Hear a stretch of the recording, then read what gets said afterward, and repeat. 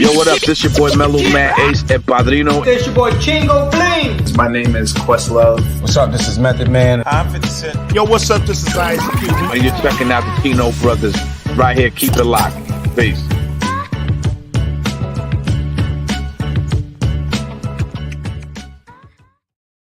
Mas Pingong. Mad respect, man, for the Mellow Man Ace, man. Yeah, but dude, what do you think, man? The beard, is it looking? Yeah, dude. Next time I see you, I'm gonna buy you a nice trimmer, like a trimmer you wouldn't pay for. Hey, look, DJ Doc's here. And my text is going off. You know what it's telling me? Let's go. It's telling me it's time for the Chino Brothers. Time for the Chino Brothers. What up, DJ Doc? Yeah. Anyways, all right, dude. If you want to buy me one, dude. Next time I'm in town, I promise I'll lace you up. Like mine has my beard grows to the side, so it doesn't matter because you got to put it on the 2, bro. You put it on the 2 or the 3, and you just keep it tight as often as you feel like keeping it tight. But you can make it look sharp. Yeah, I'm trying, dude. I'm trying. I'm sure this is really interesting for people to listen to me tell you about your beard. Oh, are we on? Oh, we're live. Oh, my bad. What's going on, man? How are you? Oh, dude, I'm really excited to talk to DJ Rec. For those of you who weren't in the green room with us, I thought it was season 1 all over again, man. Woo, nothing but technical difficulties. Remember season 1, bro? Always all those technical something. Difficulties. Always Dude, something. Season man. 1, every episode, something would happen. Something. I remember and Adley was like the first 40%, and I was like, "Oh, I'm gonna light this dude up." This stuff started happening to me. I'm like, "Well, I can't really complain about Adley." Like, yeah, like you. Oh man, praise the Lord! I had the second half of season 1. He's a bad ASS DJ. Oh, yeah, DJ Rec. DJ Rec is, dude. We're about to get into it with him. It's gonna be a lot of fun. We can already tell we're gonna have fun with this dude. But anyways, blow it up. Getting back to what I'm saying about season 1. For all you who haven't seen season 1, it's on YouTube. You can watch the whole season. It's actually really fun because me and Adley only talk about old stories from when we were in college. The entire season, that's all we talk about. College, early radio. Yeah. Just DJing house parties and stuff for no Our money. DJ crew, Too Strong Entertainment. Too Strong Entertainment. Shout out to Too Strong Entertainment. You know what? Let's do a shout out to all of Too Strong. Watch this. Okay. Shout out to Baby Nicky Smooth. Go ahead. Yeah. Shout out to the nihilist, Martin. Yeah. Shout out to DJ Twist. I don't know your real name. DJ Twist. What is this real? Oh my gosh, I don't either. Chris. Is it Chris? Yeah. What about Pete and Ryan, aka the Elk Killer and son of Dad? Oh, that's right. Shout out to Thomas. I don't know how it took us this long on the list to get to him. Our old roommate. The best Baby MC, Nicky Smooth. Baby Nicky Smooth. Absolutely. You can't jump into mine. Go ahead. I thought you said it. Shout out to Janae. Janae, Miranda. That's right. Yeah. Marisa. Henry. Drewski. And just to be clear, you don't have to be Chino to be down with the Chino Brothers. But it helps. But Drewski. It helps, Drew. Yeah. Delano representing twice. Look at that. All right, Randall. man. Everybody, okay. Everybody likes hearing the Chino Brothers story, reminiscing and whatnot. So for those of you who would like to know about the magazine that we used to have a Chino Brothers magazine, you guys, but it wasn't the Chino Brothers. It was called what, Adley? Too Strong and Poppin'. Yeah, me and Adley used to have a magazine called Too Strong and Poppin', where we wrote articles about hip hop. And our DJ crew had an MC called Baby Nicky Smooth, and he was the illest MC I've ever heard in my life, dude. Yeah, he was so good, dude. He was really dope. And speaking of dope, yes, and DJ Doc saying it, the bad ASS DJ. That's right. Ladies Bring him and on, gentlemen. DJ Rec. DJ Rec, were you ever in a DJ crew? I was in like 4 at one time. 4 at one time? How does that work? Yeah. Because nobody was getting really paid, so you can say you were part of a crew and it just worked. You know, you do gigs and nobody was getting paid, so I was like, oh yeah, I'm part of that crew, and then you're like, well, maybe this crew will make me money, and yeah, it was, man. We never thought about that scam, Adley. Yeah, and shout out to my boy George. Son. That was one of the crews right Bombastic there. Son was one of the crews. DJs. Oh, I thought it was Bombastic Son. Bombastic. Yeah, DJs. Our crew was called Too Strong. Because we were in Tucson, so it was kind of a play on that. Too Strong. So was it a TU? Too strong, T-O-O. yeah. It was But T-O-O, T-O-O was how you T-O-O spelled too strong. Yeah, I But- still have the okay. T-shirt. Too Strong, and then our magazine that we put out was called Too Strong and Poppin'. But like we were a brotherhood of losers, bro. Oh, that's Uncle Dwight out in Lebec. What's up, Uncle Dwight? Some salty stories. Salty. What were you salty about, Adley? That actually, Uncle Dwight came to visit me while I was living in a box. I don't know if you remember that promotion, DJ Rec. Oh my god. We lived in me and Mickey Rock lived in a box over at the Shout out to Mickey Rock. Valley Plaza in the parking lot. Yeah. Yeah, but wasn't it super hot? That's what Mickey said. He was Well, was they just like, gave "We're Mickey an baking excuse to in take the his clothes off. That's all that was. It's hot in here. You're not hot, D-Lay? Mickey. Taking my clothes off. you Dude. can take your bottoms off. That's hilarious. Oh. But anyways, talking about DJ Come on, Rec. Rec. Hold on, we're talking about your unloyalty to the crew. So there wasn't one crew that like you started with your band of brothers that you would smoke pot with Well, or no, drink too actually, much or To be honest, my first like group of friends or crew was George was in it. It was him, my boy DJ Progress, and Mr. Groove. Okay. We were in a crew, but we didn't have a name. We would just do parties, and I remember one party, man, we did, and like the girl stiffed us on money, and so we took all her food. Well, not me, but we took her food. I mean, yeah, Grab the ramen. wild.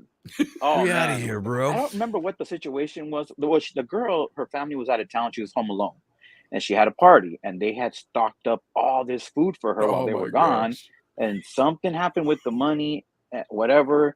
And I just see like my boy, it might have been George too. We're like, hey man, we're just taking her food. Let's just take her food. Let's take our Grabbing money out of the oranges. food. Yeah. It's like we went to a gig, had equipment, and came home with groceries. It was nonsense, dude. Like, Hey, nowadays I might do it for groceries. Shoot. That's awesome, man. Yeah, shoot, man. You know what? Here's the thing. Every DJ has like if you really love DJing, you should have weird DJ stories. That's Yeah. a pretty good oh, one. dude. That was a Well, great the- one. And the funny part of that one was the next day, I was still there. They took I forget who it was took the food, but I stayed there to hang out. And one of our best friends named Alex, he was passed out in the yard, and like on his stomach. And I go out there, I'm Oh, like, boy. dude, wake up! Like, and then he had sunburn in the back of his neck. Like, it was. I was like, dude, get me out of this house. Was man. this And the were you girl- were you in high school at the time or after high school? I don't remember. I just remember it might have been after. Were Might you have like been you right had to have been Early college, days, right? huh? It Dude. was, man, I don't remember. I just remember the stories. Like, All right, hold I on. I mean- got a DJ crew story for you guys. You ready for it? Yeah. yeah. See, I'm Let's sorry. stroll. Before you say that, that's my boy's name. That was in the George just put up the homie's nickname that was in the yard on his stomach. Troll. Oh. That's his nickname. George, Baby There you George go, says high it was school. during high school.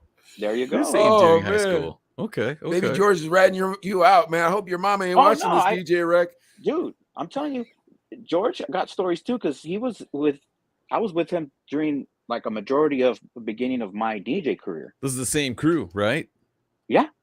And this is, And wait. But What high there's school no did you go name to? of this crew? there was no name. Well, no, it was though it was in because we all at the time stayed in Shafter, and I'm still out here. But I'll tell you this: we did have a nickname. We were called the Lagging Crew because we always showed up late to gigs. So we would always show up late. And, The lagging crew. and Don't then rip we us would off just, or we'll steal your groceries. yeah, That's what the crew was. Dude, All right, I'm telling dude. you. I'll Tell your story.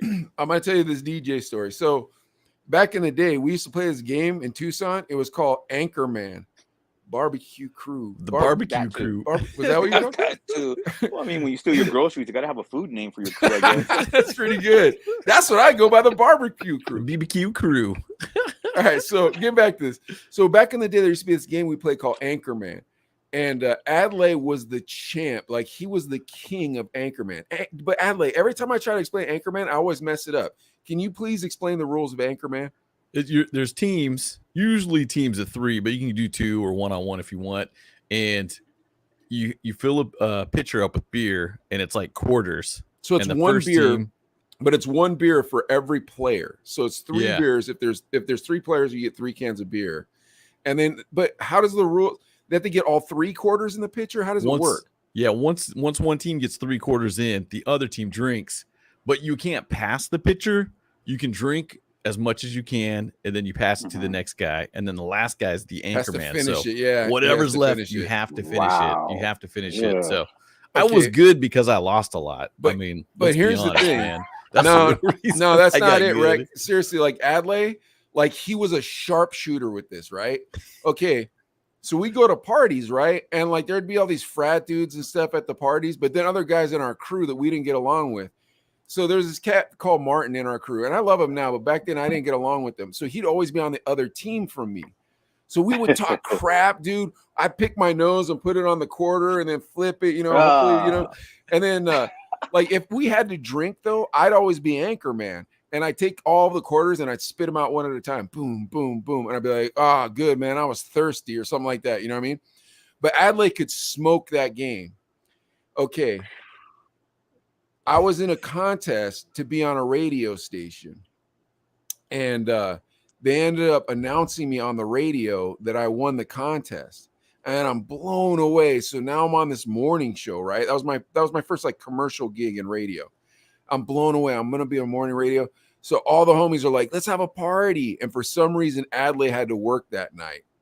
But everybody who hated me because I was on Adley's team was against me. Now, here's the thing, Rec. Adley was like Jordan with them quarters, bro. Just bing, bam, it would land in there. Now, if you landed one, did you get another shot? I feel like you got to shoot again if you landed one. No? No, he just went to the next one. You went to the next guy? Yeah, well, one way or another, person, Adley used to sink most of them quarters, and he went there that night, bro. So I ended up drinking so much that the next that morning, I opened my mouth and it looked like a fire hydrant, just like that.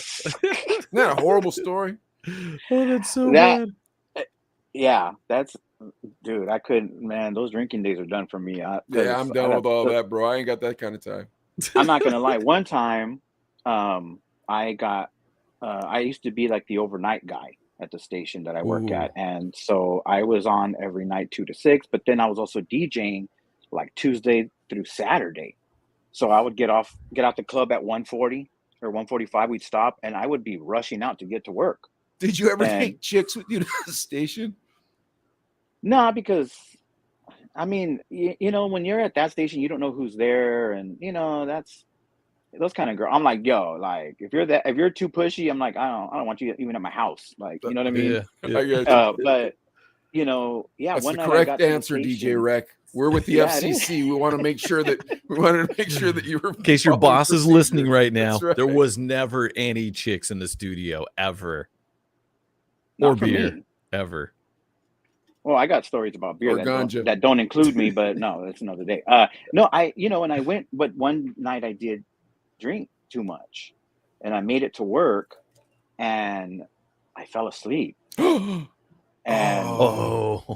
so, and our morning show guy comes in and he wakes me up, and I was like, I'm done. I'm gonna get fired. And then like he says, man, get up. He goes, that's why, because this, and he says to me, he says, man, you're good. I'm not gonna say nothing. He goes, but just next time, just be prepared. Like try to, pop Advils or something to make yourself feel a little better, because I felt so bad. That's why I passed out. Like if I was kind of like drunk, but wasn't prepared or was prepared, I would have probably been awake and been cool. It would have hit me, but I still would have been all right. But I was like this on the console. Morning show guy comes, he's like, get up. And he thought it was hilarious. I feel like Adley was drunk at least the first week of his overnight shift. Dude, because we do club stuff and then go and out. I felt like we started at midnight, like on the weekends. But dude, know what saved me too, though, a lot of times was from 2 a.m. or excuse me, from midnight to 2 a.m. Dude, it's rock solid. You're having a good time. Got out of the club. 2:30, 3 o'clock. The eyes start drooping. You're like, oh. What kind of saved me a couple times was, remember those Nokia Cricket phones? Yeah, the cheap little phones. Yeah, they had little timers, so I'd set it for like 2.5 minutes. Are you kidding me? And do like 2.5 minute power naps under the studio, and then it'd beep, and I wake up like, oh, because this is, and Rick, you're old school. You remember the carts. Yeah. You remember the CDs, carts, whatever they had to play. So that was when I was never drunk because it wouldn't work if I was drunk and had that. So Well, then in that like era, you I and never you went had to to work remember drunk you had to or stack nothing. your own CDs. Remember that? Yeah. You had to stack and your then, playlist. and then when you're done, you'd have to stack up the next hour for the next guy coming in. If you were nice, you would if you do were that. cool, Yeah. you'd do that. Yeah. Well, Why Shout does out to everybody Melissa say Santa that? Cruz. How come everybody says that? If you were cool, you do that. Maybe I wasn't cool because I don't think I stacked. No, I probably did because I had to stack for the morning house party. Or you had Melissa Santa Cruz up at 10. Did So the I midday stack girl, for Melissa? Probably. I bet she was cool. Well, I would do that was just pretty because I don't selfish. want someone to tell me so. Yeah, like be like, well, why didn't you do this? So I'm like, whatever. But my first ever overnight shift was a Saturday night, midnight to 6, right? Yeah. And me being a dummy, spitting game at all the young ladies. Every caller on the request line. Well, so I was like, okay, I'm gonna be on till 6. I need to be prepared. So I went like a moron and bought like a 64-ounce soda, stupid stuff that supposedly keeps you up. So I had it next to me and I was getting prepared, right? And then I grabbed the cup and I'm gonna move it and it slips out and it explodes all over the floor. And so my whole shift from midnight to 6 was cleaning up all that soda that was on the floor. Gosh. At least it wasn't on the board. Sucked. Oh my gosh. Could you I know, imagine? but still, you got to pull your CDs. He's telling us, and you got to rewind your carts. Yeah. And now you got to clean up. You ain't got no time to spit at girls. Dude, and you know what was crazy is that I was like, I looked at it like, well, the soda kept me awake, I guess. I mean, I didn't drink it, but it kept me up because I was wiping down, and oh man, it was horrible. It was horrible. Dude, I never fell asleep on that shift. I never thought I was going to fall asleep on that shift. That shift to me felt like old school radio because it's like, dude, it's 3:30 in the morning. I'm working at a rap station. I could say the F word right now. Ain't nobody going to find out. What?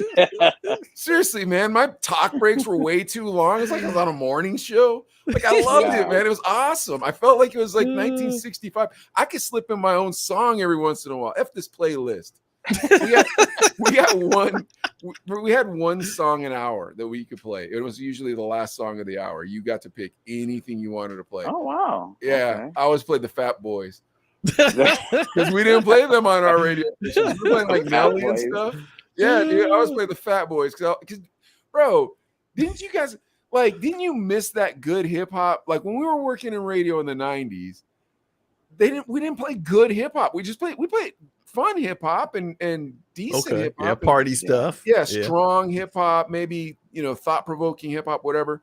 But I like that good hip hop, dude. I like that it feels like I'm at the swap meet hip hop. Like you know what I'm talking about? I just got a fresh t-shirt from the swap meet. I got my little bootleg tape. Maybe I got some Pico Limon. I'm gonna put this in. My life is wonderful. That's that old hip hop, man. That LL Cool J is hard as You just described the Lighter Shade of Brown album with what you just said. The swap meet, the Pico Limon, like that's all Lighter Shade of Brown stuff right there. Which is nothing wrong with that, but hey, I mean, I know what you're saying. Yeah, a lot of that is, and it's crazy how a lot of that music is in back, and a lot of people say it's because of TikTok, apparently. TikTok, you'll find some good bumps on TikTok. Sometimes I hear some bumps on TikTok. I'm like, I never even heard this Wu-Tang song before, and then now I got to hear it. Yeah. DJ Clever. There goes Clever right there. That's the one right there, huh? Yeah, dude, like that dude. It was so funny because I was gonna, I was thinking when I was gonna mention his name because I have to mention his name, but I was like, should I tell him a funny story or should I tell him like the truth? Should I, you know what I mean? Wait, hold on. You're the wreck that Clever loves Clever you, told bro. us about? Yeah. Oh my gosh. Yeah. This is phenomenal. I wish we had the two of you on the same show. We're gonna play when we're for saying next we want season.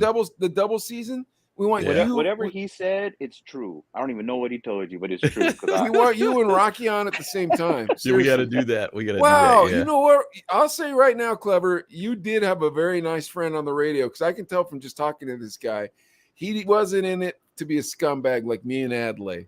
So God bless. Well, I did have my scumbag moments. Everybody has those moments, but I'll be honest. Because where I'm from in Texas, a little town called San Angelo, very small. I mean, it's like and it's in the middle of the state, right in the middle, far from everything. And my family moved out here, and I just got into, I was already into DJing, but then I fell into like a crew with like George and all those guys. That was my first time really meeting DJs out here. And I ended up on the radio and still doing it. So it literally just I fell into it, And so I always think like, man, you can't be, from where I come from, like, you can't be a jerk and like start being like that kind of jaded DJ that, expects everybody to cater to them and all this. And it's too late, Rec. Adelai's already 51 years old. He needed to hear this when he was 18. I'm a grown man, dude, but yeah. I'm just kidding. I don't think we were mean when we started radio, but we're probably like, I was. It's about us making it. I was. Yeah, it's about us making it. I was mean. I'm not gonna lie. When I first started getting into radio, I was doing what I was doing, and I was like, "Oh yeah, I'm on the radio." But then I wasn't on that much.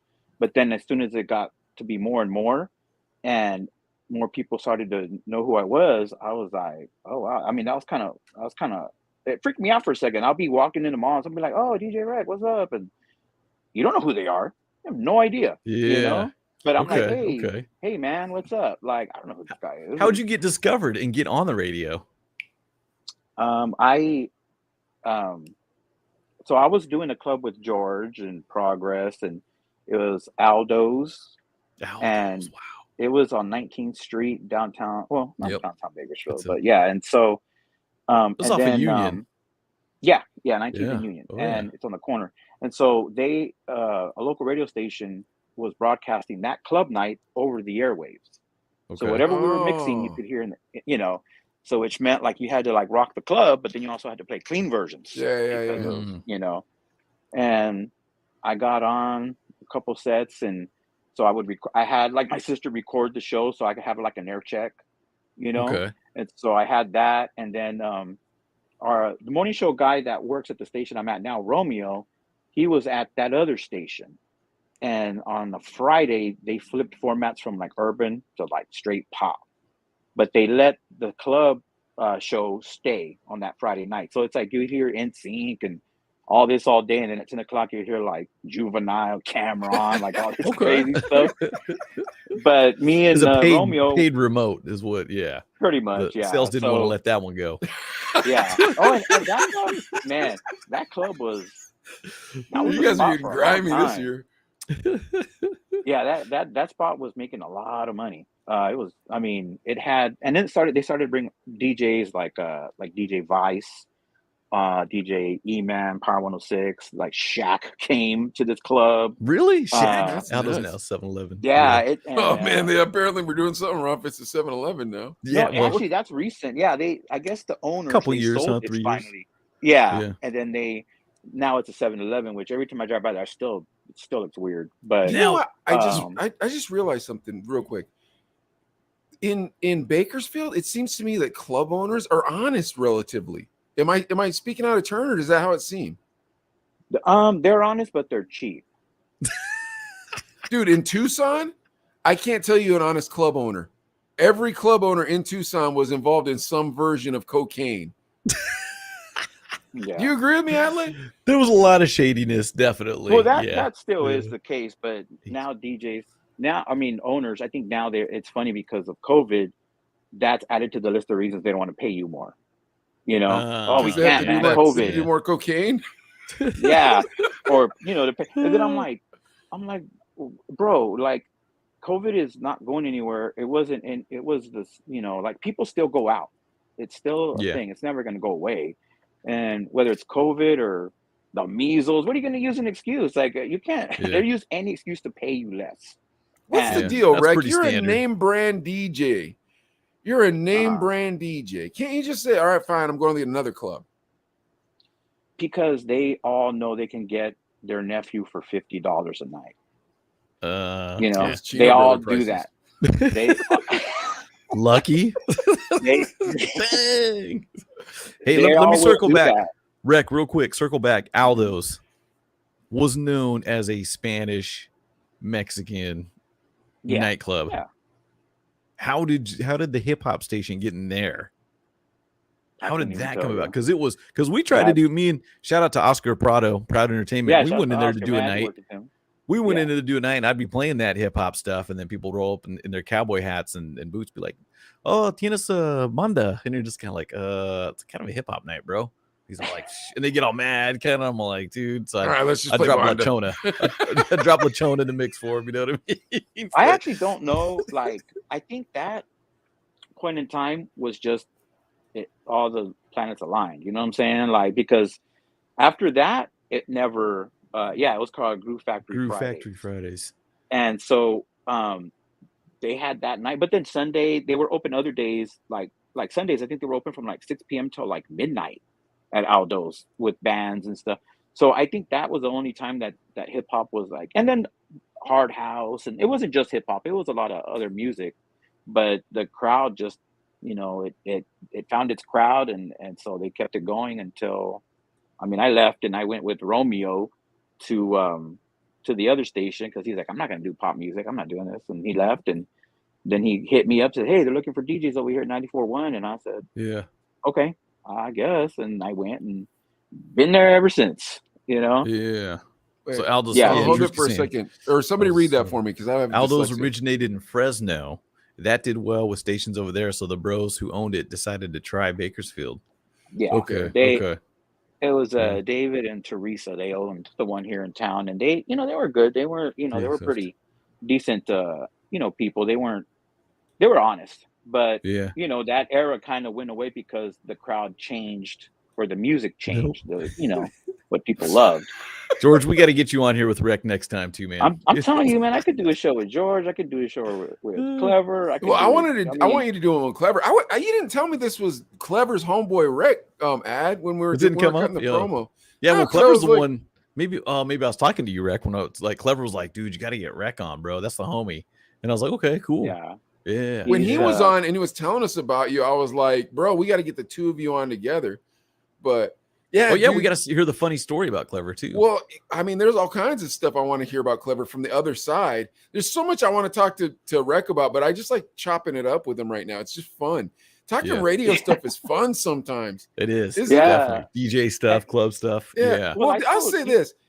I'm telling you, you guys can say you have dirty club owners or whatever. I've never heard anybody talk bad about a club owner on this show. And we've talked to a lot of people who dealt with club owners. And I can promise you this. All I do is talk bad on them club owners in Tucson.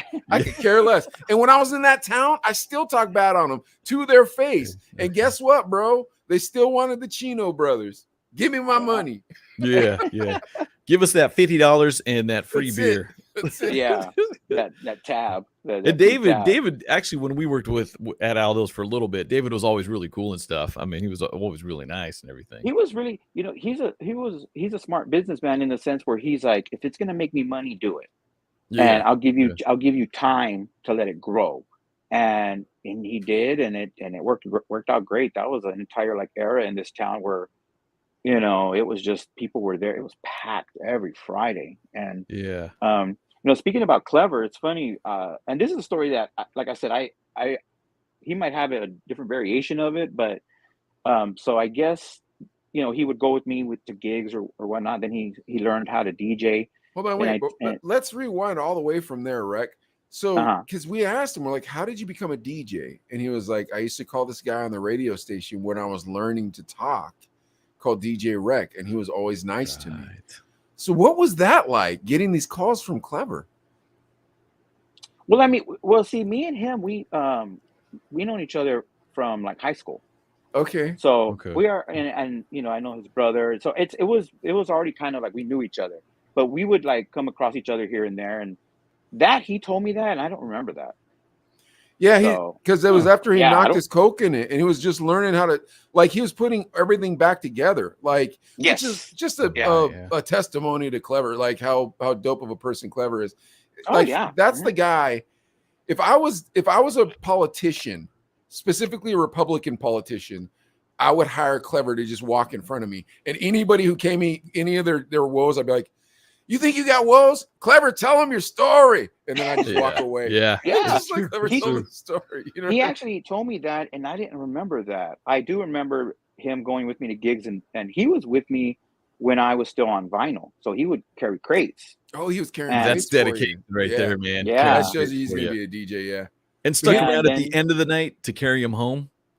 Yeah. Well, Up to with the speakers. yeah, most of the time. But yeah, he would help and would stick around the whole time and just watch and remember, Adelaide, he's learning how to walk while this is all going on too, so he can't be carrying too much heavy stuff. Anyways. yeah. Yes, that's true, yeah. And so then he tells me one day, he says, that Danny P was getting, he started going to him to get haircuts because Clever is a barber. And I said, hey man, I go, give him a mix, make him a mix. And he goes, nah. And I was like, dude, he goes, what if I'm not good enough? I was like, well, then you're not good enough, but you're not going to know until, you try. True. And then he kept telling me no. He's like, oh, I'm not going to do it. I'm not gonna. And then randomly one day, I gave it to him. And now he's been on the radio for how many, station, how many years? Clever. And for a few years now. Yeah. But I told him, like, dude, you can do it. I go, the music and you practiced and he does. At that point, he was already doing gigs and had his own DJ thing going. So I was like, get on the radio. I mean, well, you're one of our heroes, Rick, for treating our good friend Clever that way. I'll tell you that. I have nothing but respect for Clever. I hope he understands 6 years. that. Yeah. Yeah. I mean, I'm one of those guys that whether it's someone my age or a young kid, I'm like, I'll give them the same advice and because I'm not going to live forever. I can't be doing this forever. You know what I mean? Like, and I don't want a whole town of DJs that are like not like true to it and that truly understand like radio and the difference between doing a radio show and in the club and all those differences. And nobody teaches, and I try to, but then again, you can only teach who wants to learn. You can't teach somebody who doesn't want to learn. Yeah, I don't understand the ones that don't want to learn, that pretend they want to learn. That makes me so mad. Yeah. We had this intern back in Tucson, and this kid, he just thought he was so funny, and he turned in his demo tape to our program director, who was Paco at the time, and it just had like this guy doing a weird voice and like a cartoon and all this stuff. But here's where things got real bad for this kid. We need somebody, like our station was so cheap, we didn't have a promotions team. So we needed somebody to help us set up the, stuff at the club. And he tells Adelaide, he hasn't shown up to any of these gigs. And he tells Adelaide, do you remember what he told you, Adelaide? Remember what his excuse was? I don't remember who you're talking about. Oh, dude, this kid tells you, he says, well, I'll have a lot more free time once the U of A basketball team stops playing, once the season's over. And you were like, dude, do you play for the U of A? Because I don't think you play for the U of A. You don't remember this kid? I don't remember that. Oh my gosh, dude. Just a random kid? No, he was in college radio with us. And so you felt bad for him. I felt bad for him for real. And like he was in the hip hop committee. Is he the one that sold my turntables to him? Probably. Yeah, and then he wanted to be the hip hop coordinator, director, whatever it was called. And I was like, nah, we're going with Baby Dicky Smooth. And then he quit. And he sold my turntables that I'd sold him. Oh, I was mad if that's the same guy. Oh, dude. That's because then why would you want him to be our intern? Sorry, Rick. We're working out our childhood. Oh. What's funny is, Mike, you're telling the story and it's all making you smile. And Adelaide's like, the story's making me mad. Like, because he's getting mad about the dude. Well, I'm thinking like, wait, yeah, dude, that kind of. Adelaide holds on to radio beef for a long time, Rick. I'll tell you. I don't let it go. No, I'm just kidding. Hey, yeah. Hey, you're in Bakersfield. You're in the perfect market for that. That's a Bakersfield. Dude, that's funny you mentioned that because everybody I feel like gets along for the most part. Well, when the Chino Brothers or whatever, but then after you hear some whispering and stuff here and there. Like, I hope nobody hates the Chino Brothers, man. Everybody loves the Chino Brothers. Yeah, there's no doubt about that. So. I'm going to tell you a story, Adelaide, and when we all radio people work with each other or in different stations, but I don't care about that. I'm like, I just worry about my job. You know what I mean? So if I see somebody from a competing station, that's, I talk to them. It's Bakersfield. You know what I mean? Yeah. So I talk, I usually talk to everybody. And then the first incarnation of 103.9, you guys had this guy named Concept. I remember Concept. He was in Tucson for a little bit. And he moved out here before me. And that guy, Mucho Martinez. That guy too, right? Yeah. So hold on, Rick. You know what's crazy? whatever story you're about to tell has been told on the show before, but they didn't say their names. Keep going. Yeah. Keep Oh, going. no, it's fine. I'm like one of these that, and when I tell you the story, I love it, you Rec. know, Trust me. It makes me happy. yeah, because I mean, so this is so funny. I'm sitting in a Taco Bell drive-through, and I'm going through the dial, and I listen to other stations. I mean, I don't know. People take Right. it too seriously. So I was listening to 103.9, and then like those two guys get on and start bad mouthing me, and it was like 9:30 at night. I'm like, what did I do? Who are these guys? And so then they were talking about other DJs at where I work, like bad mouthing other DJs at my station and just going in on them. And I was like, this is just strange, you know? And then, so then one night they were at a club that I went to DJ, and I was like, okay, they said they wanted to fight me on site. All this Oh my wild God. talk. Really? They wanted to You're saying fight- that on the Yeah. air? Mhm.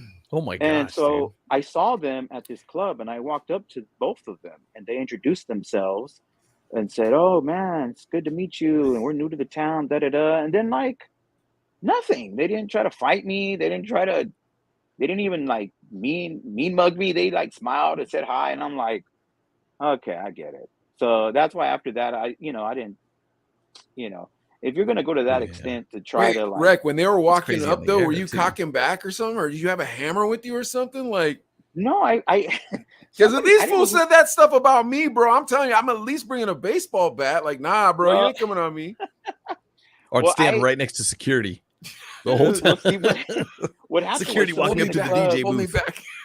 The club the club had just like opened for the night, and there wasn't hardly anybody in there. Uh-huh. So and somebody, I think the bartender told me who they were, because everybody had heard what they were saying about me. And of course I show up to the club, they're like, hey, that's them over there. So I was like, okay. So I don't know. I didn't walk up mean. I was by myself, I was gonna, yeah. and I walked up there, and I'm like, talking, and oh yeah, you hear that train in the background? That's the Shafter train. Sorry, I'm the Shafter. Word. I live in Polish Hill. We have a train that comes behind my house. I live in the okay, Shafter of good. Pittsburgh. Not really. I Shafter live in Pitts- Polish Hill. I don't know what it is. I don't know what we can compare. Mike, have we ever had anybody on from Shafter besides Clever? Yeah, Okay. but I can't remember who. I don't remember your guys' towns. I'm not gonna lie to you. No, Everybody's from Bakersfield, as far as I'm concerned. yeah. But anyways, But no, I ran up to the guys like normal, and I just introduced myself. Like I didn't even give them a chance to like come at me first, and they introduced themselves to me and shook my hand and said they were new to town, this and that, and that was it. I walked away, and after that, I never. but you didn't I never walk up worried about hot, Rec? No, just Nah, cool. Just because it's like, like in that club was a club that I DJ'd at. I was just there on an off night hanging out, and if I would have got up there and done that, I'm not going to risk my night there and be labeled like as a problem. Was that La Movida by chance? No, that was Azul's. You are a very even keeled, even thinking DJ. I remember one night Adley got drunk at the nightclub we were working at and broke the microphone. We got fired from the club. We were making no money at that club anyways. How did I break it? Wow. I don't know. You don't remember that? Did I drop it or something? Yeah, it was finally people start showing up at the Rock, and you were so excited. You got a microphone, you start singing and stuff. Yeah, it was their mic. It was a corded mic, and you dropped I'm like that guy because I'm like my livelihood is more important than fighting some guys. You know what I mean? Like I don't know, bro. They're talking jazz like that on the radio. I've been like, that's all right, crazy. You say you're gonna beat me? Air. Cool. Yeah, I'll take my bat. I would have had a bat. Actually, if I was cool with security, I'm like, hey, stomp those fools out. All right, we got you. They actually told me they would have done that. They told me that, and I was like, nah. I'm like, no, because the way that they came at me when I introduced myself showed that they're trying to get like a ride or trying to make waves and all this. I'm like, man, the more I pay attention to them, the more they're gonna have fuel to say things. So yeah, I just said hi, and I was like, all right, and then God bless you for being so mature. Seriously, Yeah. because even right now I'm thinking about it. I'm like, oh no, dude, we had security. This is how big of jerks me and Adelaide were. We had security at one club that protected us from gangsters that went to the other club. Oh wow. But we didn't have another hip hop station in town. really, so there was no No. beef on that side. This was like two No, hip we hop had gangster stations. beef. We had other beef and stuff we too. had Yeah. gangster beef. Well, no, and then the station these guys were on at that time, I mean, good God, the ratings were like 0.3 or something like that share. You know what I mean? That's And where like, you were It was- working. I came in after that. yeah, no, it was, And it only went yeah, you came in down. after It was that. just kidding. I'm just kidding. How low can we take it? 'Cause this was when they It's like the Cleveland What's Browns. up, Paco? Paco was and a actually, PD. you know, Paco called me he wanted He's a to good dude. interview Love me, Paco. and I was like, no, I'm all right, like, thank you, but Right, Pac's you know. Pac's a hard guy to work for. Like Back then, in the 90s when we yeah. worked up for him, he got more chill as time Sure. went Adlai lies about radio all the time to me. He thinks I'm supposed to believe him. on. He pretends like certain things don't exist in radio. Like there was, dude, for the longest time, Adlai tried to pretend there wasn't a playlist in radio to our friends. I'm like, there's a Oh, playlist wow. in radio. He's like, no, man, you know, people just request things so well. It's like, Well, there is kind of truth to that, because like the song comes out and you're like starting to play a little more, and then like that happens to be just what everybody asked for. Like it kind of sometimes is like that, but then yeah, I'll be like, hey man, like I Dude, tell the but you truth, like, know, being in the mix or working on the air and stuff, and people are calling about a certain song, and you're like, oh yeah, I it's definitely still I new. put their call on if Yeah. I'm about to play that song. Yeah, but it's still new, and maybe it's in that category that it's like, we're still Yeah. kind of testing it out as a radio station. You're like, I want to Yeah. play it, but I don't want to get in trouble. Like, there's been Yeah. those situations. You're like, dude, the song's so good, but we can't play it. And then you get that one caller that calls over and over Oh, and for the same over. song, for and back over. that thing up. When are you gonna play my song? You're gonna bring Yeah, back that I've been thing calling up? 18 You're gonna bring back times. that thing up? You bring back Yeah. that thing up? I'm It's gonna a- come down there. You it's know what the I used to equivalent of that meme of where the girl's like, play it, I'm leaving in 10 minutes and you haven't played my song yet, and it's Oh, that's the yeah. same thing. I hate Yeah. that. Exactly. Leave already. Yeah, go get out. I don't want to play I didn't want to play your song when you asked me. I didn't want to play your song when your boyfriend asked me at the urinal. All right. Hey, my girl really wants you to play that back Yeah. that thing. I'm peeing right now. I tell guys, like homies, I'm like, look, man, if you want a song played, tell your girl to ask for it. If you're a guy, you come up to me. I mean, if you're respectful and cool, then okay, Danny I'll P. do it. But you know, oh, there goes Danny P right there. Yeah, like you know, dealing with people in the club, I always say, "Oh, I got you." That's just what I say, That's what and it's we not a used to say. secret. Oh yeah, you want to hear? I may or may the not have third- you, really. You want to hear the 19th song on Tupac's radio sets? I got you. I never, no, You I know? never got you, bro. I never got you. Speaking I of don't me and speak Danny enough P, English for that one. me and Danny P were talking about that too. Now it's like, hey, bro, can you play this song on YouTube that I love? It's got 3,000 views, and it's me and my friends love it. And you're just like, dude, you got that's the worst. That we've reached that era where it's YouTube and SoundCloud, where people are requesting songs that have no movement whatsoever. You know what I mean? It's like 18 What up, people that Marcus? have listened to it. It's like, oh, it's really good. It's like, all right, hold on. So you guys keep sticking up for Paco, and here's because Drewski just did too. Drewski, I'm gonna ask you a question. Did he ever call you a puto, or did he regularly call you a puto? Because every day I saw that man, he called me that. I was like, why? Or did the English version of that. Wow. For those that can't Well, I speak mean, Spanish. all I got was an email from him asking to interview. So I don't know. I don't know him to that extent. You know. No, Rick, I'm telling you, every morning that's how he greet us. What up, puto? Yeah, That's he the mellowed English out version. after that too, dude. And it's whatever. But but Campesina, was about the people and the unit and stuff. So yeah. Oh, Drewski answered. What did he say? He called me all kinds of names, but it was all love. No, now that's what I'm saying.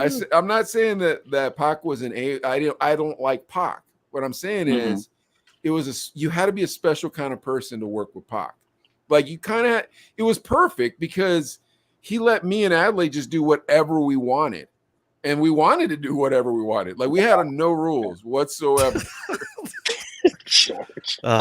Memories. Yeah, Dude, you know what, man? I will always have love for George, but I'm gonna tell you this story. One time, me and George and Progress, the other homie in the crew, we were DJing at this club in San Luis Obispo at the time. It was like 97. Not near the beach. Yeah, no, it was like downtown slow, and it was, whatever. And we would go, and the homie who hooked up that gig, we would just stay at his house. And one time after the club, we get to his house, kick it, and then we all fall asleep. And like George was snoring so loud that me and Progress went and slept in Progress's car. Oh my gosh! It was too loud. I mean, I The love whole George. crib was loud with his snoring. It was loud. It was loud. But then we had no other. Everyone else had their like room, so we had, okay. we were in the living room. Yeah. And I was like, I looked at Progress like, dude, we got to get out of here. Like we were this close to like waking him up and going home. It was like 7 a.m. I was like, dude, let's get out of here because we're not gonna get no sleep. He's like, I'm gonna go sleep in the car. I said, all right. So we're like in the front seat all the way back and looking like we just like got murdered. We're like sitting like this in the car, like, getting sleep. But raided. Yeah. When'd you guys get raided at the house? Yeah, we had an after party and some people came and cops came and there's so many stories, man. Like, do you have keggers and stuff? I was gonna mention this. I was gonna mention too. I remember you guys had I can't even remember his name. He was Raleigh D. He was on your show. Yeah. And I watched it, and he was talking about how one time he threw a rave that was on 19th Street, like in some storage units. Yeah. And that was actually right next to Aldo's. Raves. Yeah. Okay. Yeah. And I went to that. Oh my gosh. Yeah. And me and Progress went, and they gave out a mixtape, and I still have that tape. And he did one side, and DJ Sid Perry, at the time his name was X-Spin, he did the other side. And every person that got in there got a free mixtape. And I got that tape, and after that show, I went and listened to it the other day. I was like, man, this tape still sounds dope. Oh, you didn't tape over it? No. I'm just kidding. No. Yeah. No. I'm just kidding. I'm kidding. What's up, Raleigh D? We love you, man. I got a story about him too, man, but I don't know if I can. Hold on. Are DJs just the hoarders of music, of the music world? And because like we're the masters of the domain of music, people allow us to be hoarders? I guess. I mean, if you could see what I'm looking at right now, I mean, there's videotapes stacked up. I've been doing a lot of like kind of like cleaning of things like that. And I had like old videotapes that like there was a service called Music Video Monthly that they would send out these videotapes of like just music videos that were coming out. And I had a stack of them, and I was like, well, I don't really need these. And then I look online, they're worth like a couple $100. I was like, okay, now I can do something with these. Yeah. Rick, let me ask you this. I got two things. One, that's DJ Rex's bedroom, and he sleeps on a cot because there's no other room in there because he's got so much stuff. But two, if I said Which DJ is Rex, ironic that you got it right. I was just guessing, but now if I offered you 10 grand right now for your vinyl, yes or no? 10 grand. Probably not. You're gonna have to go higher than that. 20 grand, you think?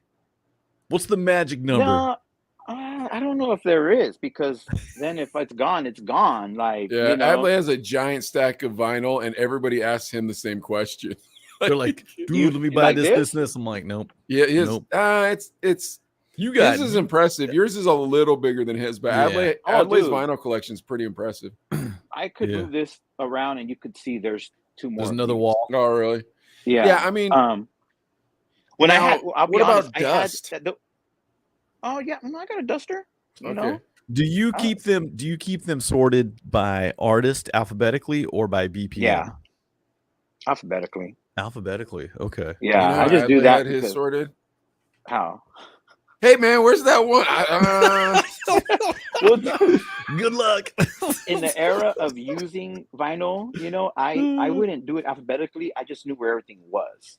That's how Adley was. In that time. Yeah. But then once the digital thing came in, and I was able to put them in and organize them properly. But then also, I mean, I had records in the hallways, in two other rooms, in the living room, in a shed back behind the house. So I had to, when my son, I found out I was gonna have a son, I was like, man, I gotta get rid of all of this because I don't need it. Start trying to think like DJ Wild One and be like, I'll teach this kid how to DJ and he can use all this stuff. Oh no! Well, what I meant is like I basically trim the fat of the collection. So I got rid of like records that like, I mean, it was just stuff that I didn't really care for. I just kept what I liked.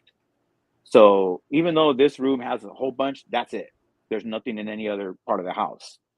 Because I just, George said you Yeah. guys go to record labels. Yeah, we would go and do record runs, and then we would like. I remember one time I went to Def Jam, and Leilani was working there at the time. Shout out to Nice. Leilani. Shout out to Leilani. She let me go through the promo closet. I walked out with Just like, let it work.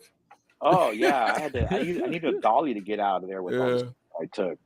But are you sure? I'm taking off. Yeah. Are you sure this is cool? Yeah. Are you sure this is cool? A jacket? You buying lunch too, right? You buying lunch? Well, actually, I waited till after I went through it all to be like, "Are you sure?" That's what I said. It was after I already boxed it, taped it.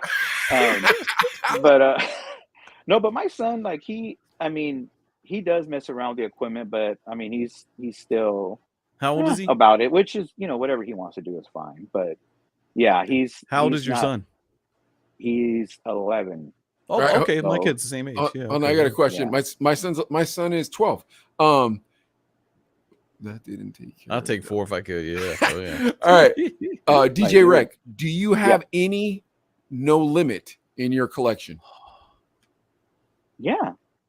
Yeah. Okay. Correct answer. Absolutely. Which artist? Yeah. Which artist? Silk the Shocker. Ooh. I've got C Murder. Ooh. Master P. Nice. I actually got a Mia X record in here somewhere. Okay. Wow. Now, there's a Mia X song, and I cannot remember what song it is. And Adelaide's gonna know it, but we don't know who the artist was. So maybe you can help us. It went like this. Oh, yeah, big timer, big timer. I got money to the ceiling. Oh, yeah, big timer. Why don't you get your money and do what you wanna? Do you know that's not the one that I have? Dang it. It's not the one. But I know that what you're saying, I've heard that. But I don't know if that was Mia X though. That's the problem. And I know it was on one of those No Limit comps. Yeah. It was like those mixtape albums they'd send. Yeah, the promotion was like a mixtape album, Man, it was good. That was such a good song. And I've only heard it on vinyl. Yeah, and there was stuff that would come out only on these promotional things that you only heard there. Yeah. Like when Eminem's Suckin' album came out, like I got these boxes of these promo mixtapes, and like he's rapping over like Chronic 2001 beats. Oh yeah. Wow. Yeah, and then like I would give these out at the club, and then I looked the other day, and I still got like 2-3 boxes of that. Like it's ridiculous. Awesome. I would for a point. The Chino Brothers could use some of that swag. I think it was there was a point in the early 2000s where I was going twice a month to LA to Amoebas and just selling them product because I got so much of it. Whoa. On the promotional records, it said, "Do not sell this stuff." So why did you do it, Adelaide? Dude, and Adelaide, we go listen to this one, Rick. So we had Zia records, right? And we would go. So I would take my stack, bro, but I'll make sure I was like, I know these are #1 thumpers, so I'm gonna get some cheddar for this. You know what I mean? So I'd have like, you name it, like whoever was hot back then, Busta Rhymes, whatever, you know what I mean? So I'd be taking it in. And I look at Adelaide's stack, he'd have Mannheim Steamroller and like all this garbage. I'm like, bro, you ain't gonna get no money for those crappy CDs. He's like, 50 cents extra, man. Who cares? Remember that, dude? It doesn't matter if you have stuff; it adds up. Even if it's 50 cents, you got. I mean, oh man, like George just pointed out there. We had. I would get the first album. I got like 330 boxes of the CD. You know how the full length they give them in promotional stacks of 30. Yeah. So I remember at the time I was living down the street from this gas station, and I knew everybody that worked there because whatever neighborhood. And then like the manager. She comes to me and she says, "Hey, do you know where I can get this album coming out called 50 Cent something trying or he's dead or something, right?" And I'm like, "Oh yeah, Give It Your Die Trying." She's like, "Yeah, my daughter really wants that, but I don't know nothing about buying music." And I said, "I have it. I'll give it to you." And she's like, "Wait, what?" And I go, "Yeah, I have it. I'll bring it to you." So I brought her a bunch of full-length CDs, and for like 6 months, she goes, "Anytime you come in here, you get a free tank of gas," because I was giving her like all this stuff before it came out, and her daughter was like showing off her friends. That was never for us. For us, it was like this. hey, give me $700 worth of CDs and I'll give you $25 worth of pizza. It's like, no. CD costs $15, dude. Your pizza costs $12. You're making out on the deal. Yeah. To be fair, I'm one of those guys that I'm always all right with paying.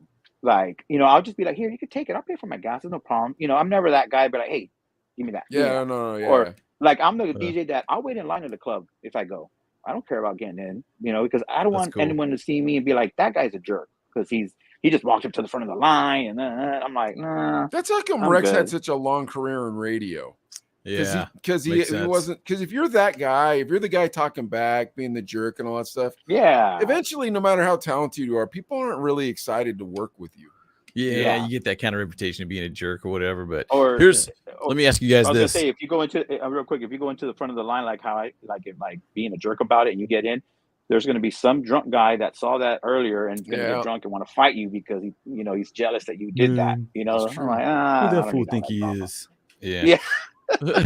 Yeah, and that's when I have security stomp him out. Evil, get him. We used to have this security guard called Evil. You remember that dude, Adelaide? Oh yeah, I remember Evil. He was a white biker. He was like a Willie Nelson in his prime. Yeah, but he had big pipes. Dude, one night at the end of the night, these two dudes, for God knows what reason, they didn't want to leave, and they just want to stay there and drink. And so Evil comes over and he starts fighting him. All the security guards are on this cat, dude. What was downloading? Leon, he was down there fighting with this cat. All these cats, dude. Like 4 people. And then Kevin, the owner, comes out and starts kicking him in the head. Take that. Me and Adelaide just watching this the whole time. From the DJ booth? Yeah, of course. We don't want nothing to do with this, bro. We ain't tough guys. We're DJs, man. We're here to play music. That's it. We ain't got no problems. Yeah, having cigarettes. Yeah, anyways. So they let the guys up, right? And Evil's standing there. And one of the kids grabs a glass and just throws it at Evil's head and banks right off his head. Bunk! And then he takes him back down the ground and starts beating the crap out of him. I remember that. Wow. I remember that. Yeah. Oh, holy God! I'm glad you remember that story. That I do remember that. It was like one of those whiskey kind of small glasses, but real thick. Yeah. It was a rocks glass. Yeah. Yikes! Banged it right up his nugget. I wanted to go back to the promotional stuff. Worst promotional item ever: the cassette snippet tape. Oh, that does suck. Yeah, that does suck. What kind of crap is that, bro? Well, okay. That one overall, yes, because it's snippets. But one of the worst, was, speaking of that 50 Cent album, I think that the second or third album, I went to a convention, and this was, I think, 2002, and they gave out keychains for 50 Cent at this convention, and it was a bullet. And I'm like, nobody was able to bring it back because the convention was in Puerto Rico, and nobody was able to bring it back because it happened after September 11th. It was a year after. Ooh, yeah. So they're like, you can't bring this. And I'm like, well, it's a keychain. They're like, look at it. Like, you can use it to stab somebody because it's a sharp bullet. And it was a huge rifle bullet. And I'm like, bro, like, that was one of the worst ones because they all ended up staying in Puerto Rico, so they're probably in a bunch of thrift shops over there in Puerto Rico. 50 cal, yeah. Was that the last Mix Show Summit? No, they had a couple more, I think, because I think I saw you at one of them, right? Probably maybe Vegas, huh? That was the one that I think that was the last one, and I had seen you at that one. Okay, and I was there, and it was just like, man, everybody was so drunk. Me, I was like. You didn't really drink. I drank, but not like as crazy as I did. But it was. Oh, trust me, I used to. I used to way too much. But it was like the point in my life where I, had no kid and I didn't have no responsibility. So they're like, oh, let me just go all out, and we just go to LA to events and then get drunk and then like drive back, which is not good. You're not. Dude, don't do that, kids watching. Yeah, don't do that. But yeah, anybody that's watching, don't do that. You hear that, baby George? Please. Don't you be doing that. Nah, sleep George in the car and snore, but don't drive. Don't drive. That's exactly what he would do. As sleep soon as in the car? club's over, we'll get in the car, and like 2 minutes, he's out. Who gave him the name Baby George? I don't know. I just call him Jorge.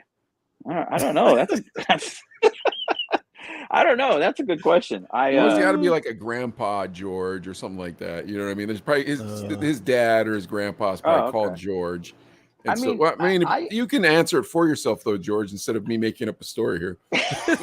Like, because I have zero clue. dude, I'm telling you, for a while there. Man, it's a DoubleTree. Yeah. Oh, okay. That was Mickey Rock would I- always call you Baby George. And I was like, yeah, ain't no baby. Ain't no baby. Yeah, George is I mean, I don't know if he still has any interest in DJing, but he's a good DJ. He's DJ Hale. That was his nickname, or that was his DJ name. Oh, George. Really? He can mix really good and cut and all that. I it's like him.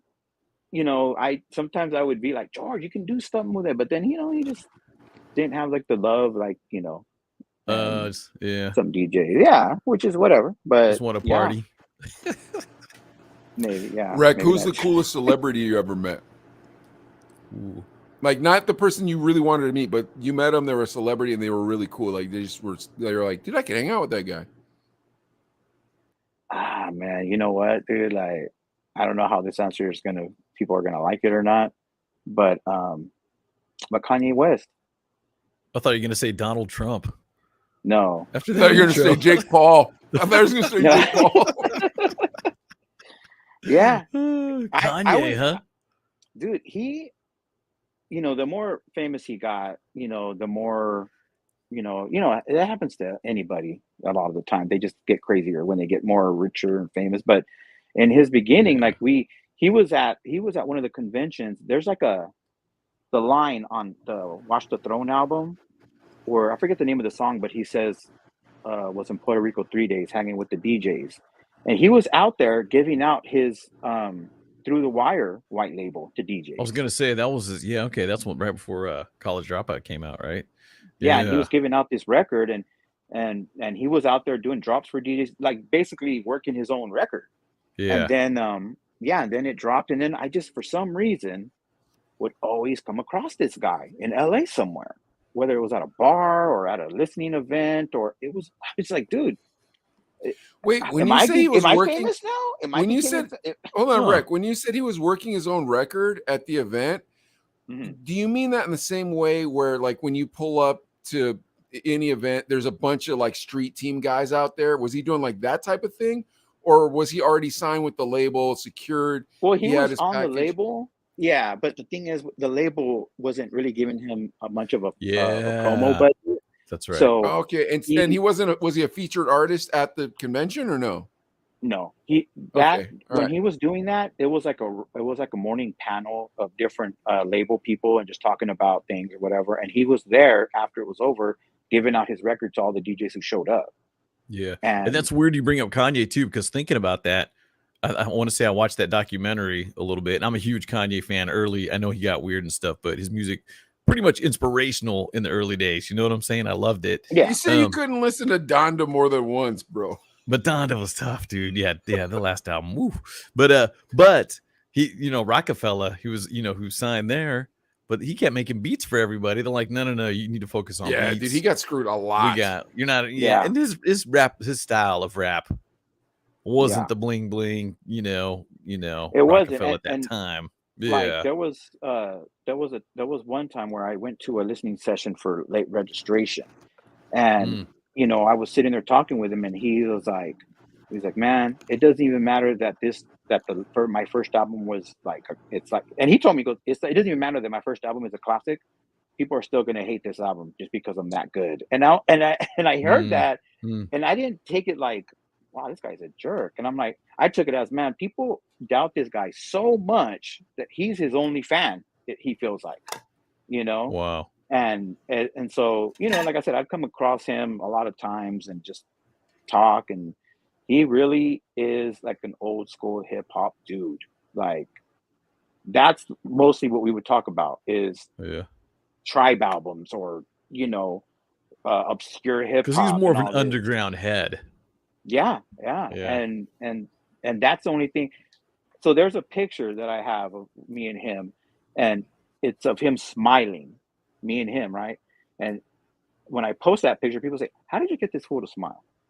Why is he smiling? What did you Right. do? Or what happened in this picture I was like, we were actually talking about Q-Tip from Tribe Called Quest. We were talking about You need to tell him that something you were tickling him. No. Well, how's he smiling? You can see All the right, hold space. on. You You can't see see the my space hand. between us. Drewski, There wasn't a Drewski space. said something about a Jay-Z story, but I want to ask you about Talib Kweli. Oh yeah, yeah. I ran into How him. did you meet Talib?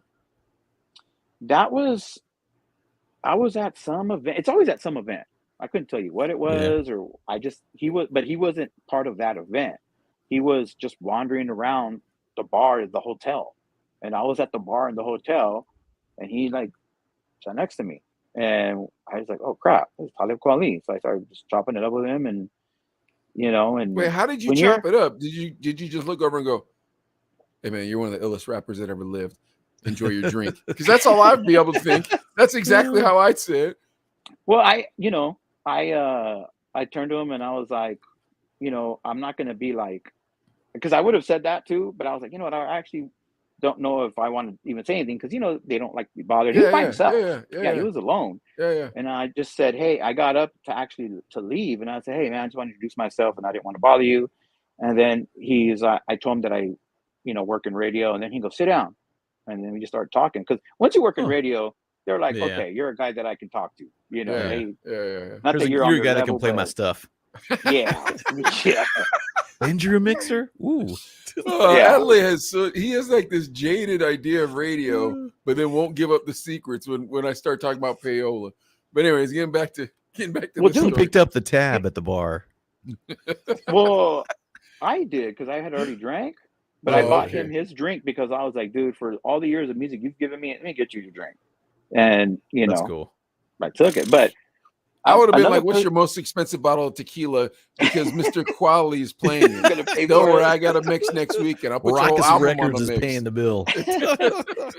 The one person that I got to meet that I can't lie, that was kind of cool was Faith Evans. Wow. That was nuts because this is Biggie's wife, and Yeah. when she was out, being young and watching her videos and all that. So then I was like, oh, cool, get to meet her, and we sat and we talked, and then that happened to have been the 20-something anniversary of Biggie's death that was coming up. Whoa. So what I did was, Oh. I got her to record. Basically, my mix at 5 was going to be like a Biggie death anniversary mix, and I got her to host it. Wow. So she hosted the mix. I got you. So Dope. you had her voice track it. Yeah. So she did all these breaks for me, and then I just mixed around her breaks. Oh, that is sick. Wow. And she told, like, one break was like her telling a story about this song. Oh, wow. This and I was like, dude, I think I might be one of the only guys who has something like That this. is I'm sure, dude. You should sell that to Netflix, bro. What are you sitting on it for? Probably in your Shoot. garage collecting dust. Well, you're Yeah. sleeping on a Using it for cot. toy. Man, I mean, that's why I can't, That's like, dope, this job though. that I have, man. It's been Yeah, that is dope. given me a lot of, like, because when she first came out, I wasn't in radio. I was just a regular kid or whatever. And now Yeah. I'm like, oh wow, this is a chick that's kind of a legend, Yeah. And so, but yeah, I will tell you the worst celebrity that I met. I was about to That's our ask next that. question. Yeah, I was about to ask that. That's an easy one, Soulja Boy. Ooh, that sounds like a good one. Doesn't surprise me. Well, he 'Cause the wasn't, way and he the is, thing is, he wasn't rude to me. What happened is we had a meet and greet that we planned with him, and we got listeners that to come meet him. We had a conference room set up. These people were waiting. He showed up late, and then he comes in, just like you could tell his body language, like he didn't want to be there. And so he's like, "All right, let's take these mother effing pictures so I can get out of here." And I was like, "Dude, man, come on! Like these are fans, you know what I mean?" And so my boy, at the end of all the pictures, he goes, "Hey, you want to take a picture with him?" And I was like, "Absolutely not." But he took one anyways. And in the picture, I'm like you can tell, I'm like, this guy, you know what I mean? Like, have that. Like, I don't want to take a picture with this guy. Like, but overall, I've never really met anybody that's been, rude or whatever. Who have you ever met that was the nicest to their fans? That like really made their fans feel cool. I'll be honest. That was one of the only interactions I've had with an artist with fans, because whenever I meet artists, it's always in a setting where it's just like a professional setting with other DJs or, you know what I mean? Like a promo thing. And yeah, and then I don't really count that because they want to be nice to all of us, you know. Yeah, I know it's True. sucks. So Yeah. I don't expect them to be rude to me, you know. But I don't know. I think one of them was Game when we did a meet and greet with him. Oh, He cool. came in and Okay. he took pictures, talked to people, like he hung out and really like That's cool. Kicked it. had time. Like he kicked it and made time for people and didn't just rush through it and left. And he really was like, you know, a good guy to the people. And you know, Akon was another one too. I'll never forget that one. Nice. Yeah. Yeah, I was see, like- Rec, you have all these stories for us. You're like, I Yeah. wasn't around them and their fans, but no, you have these meet and greets. Yeah, you're telling. well, those were all the meet and greets. But yeah, when I saw that whole thing with Soulja Boy, I was like, man, how could you be that way? Like, you're rich, you're famous. It's 45 minutes, bro. Just hang out with the people, and you can go back to your mansion and whatever. Like, you Yeah. know. But How long did the But- game kick it for? oh, it was at least an hour. At least Nice. an hour. He was Did you there ever? for a Did good you ever minute. have anybody go after party with you guys or anything like that? Oh man, that's enough. I don't know if I could tell you those stories. Well, okay, no, here's one. There was a period of time where our station was having 2 concerts a year, kind of like a summer jam type show and one in the Big fall. shows. Yeah, and a lot of these artists would obviously come to the station before, you know, a couple months before to promote it or whatnot. And you know, I became friends with a lot of them, and like one of them, groups that I became good friends with was Far East Movement. So Cool. after they came to one of our shows, they wanted to go out, and so I drove them around, and I remember my girl was so upset that I just didn't come home after the concert, that she was blowing me up. She was blowing me up, right? Like, I got Far East And- Movement in the car. I'm gonna turn my phone Yeah, off. well, she kept calling, and so I was like, and I told them, and I wasn't drinking that night because you know I was gonna have them, and they had been drinking a bit, and they were like, and I was like, you know, man, and they were like, what's up? And I told them, and they go, answer it. So I gave them my phone, and they talked to her. They're like, he's driving us around. There's no girls around him. He's cool. He's just making sure Oh, we're that's cool. safe and da da da. And then she was like, okay. Like, she felt kind of like bad because Yeah. she thought I was like out doing dirt. And I was like, no, I'm a chauffeur pretty much. And yeah. And so got them safe and whatever. And she never mentioned it again. She never said nothing. She didn't say, But if it hey, was how was last Soulja night? Boy, if you were driving Soulja Boy around, he answered. He would have probably been like this. Yeah, DJ Rec has all these chicks around him right now. Oh, we're going to do some cocaine. I gotta let you go. No, hey, if I got stuck driving Soulja Boy around, I would be calling the cops on myself. I'd be like, I got cocaine. Could Come you get me. imagine that? But yeah, Jeremiah was another guy that I would take around, and we would go bar hopping, and he would like walk out with bottles of like whiskey, and I'm like, dude, you can't do that. And he's like, I'm Jeremiah, I don't care. And come on, man. Like, yeah, That's awesome. That's funny. man. Yeah, that Jay-Z story, that's another story too, George was talking about. Yeah, tell us that like, Jay-Z story. it yeah. was one of those concerts, and he and this is during DJing on vinyl still. It was that long ago. And he was on that bill, and I DJ'd in between the acts. And I had This is at the arena too, right? I mean, this is yeah, a big show. yeah. and it was always sold out. So they had this group on the bill, City High. I don't know if you remember City High. What'd you do? They had that, that. and then at the end of that song, they have that where they drop next episode at the end of that song. I don't know Yeah, if you remember that. yeah. So I didn't bring that record because I'm like, well, they're going to perform it. I'm like, why am I going to bring it? So Jay-Z's manager comes up to me and says, hey, we need this record. And the DJ like lost it or something. So we need this record. And I'm like, I don't have it. And I told them, and they're like, yeah, but how close do you live? And at this time I lived in Bakersfield, like a mile or two from the arena. So they're like, where are you parked at? And I was like, okay, I'm parked in the front. And I told them what car it was. So I go out to my car, and basically I got a cop escort to my house. Oh, wow. Because Jay-Z set it up. Oh So my gosh. I got to run through red lights because the cops were like stopping traffic. Wow. So, yeah. Oh my gosh, dude. and then like they pulled into my, and I lived on the east side, which I think every city, the east side is always that side, right? And so I get to my house, and they're like, my neighbors are coming like, this fool's like, what are these cops? Like they thought I got in trouble. That's nuts. Escort. I run in, grab the record, turn around, and then they escorted me back. And 112 was performing, and they had a 12-minute set. Jay-Z was next, and that all happened in 4 minutes. Like they go. Oh my gosh, dude, that's crazy. The cops were like, "Go fast, just catch up with it, just go." 112 ghosted us, DJ Rec. No, Soul for real. Soul for oh, real. then God bless you, 112. I'm Soul sorry. For real. Soul for real. I got those two mixed up. Dude, that's crazy, man. Hey, man, I could tell you a story talking to Slim from 112, and he told me about the 112's first night in New York with Biggie. Like he told us that story. Told me that story that Biggie's the one who picked them up from the airport when they came to record in New York from Atlanta. Really? And that Biggie picked them up. They were supposed to go to the hotel, wake up, and go have a session all day recording. They didn't get to the session for like 3 days because Biggie took them and they went missing for 3 days because they went to parties, they went to pot houses, they went to strip joints. Like Biggie didn't take them to the spot.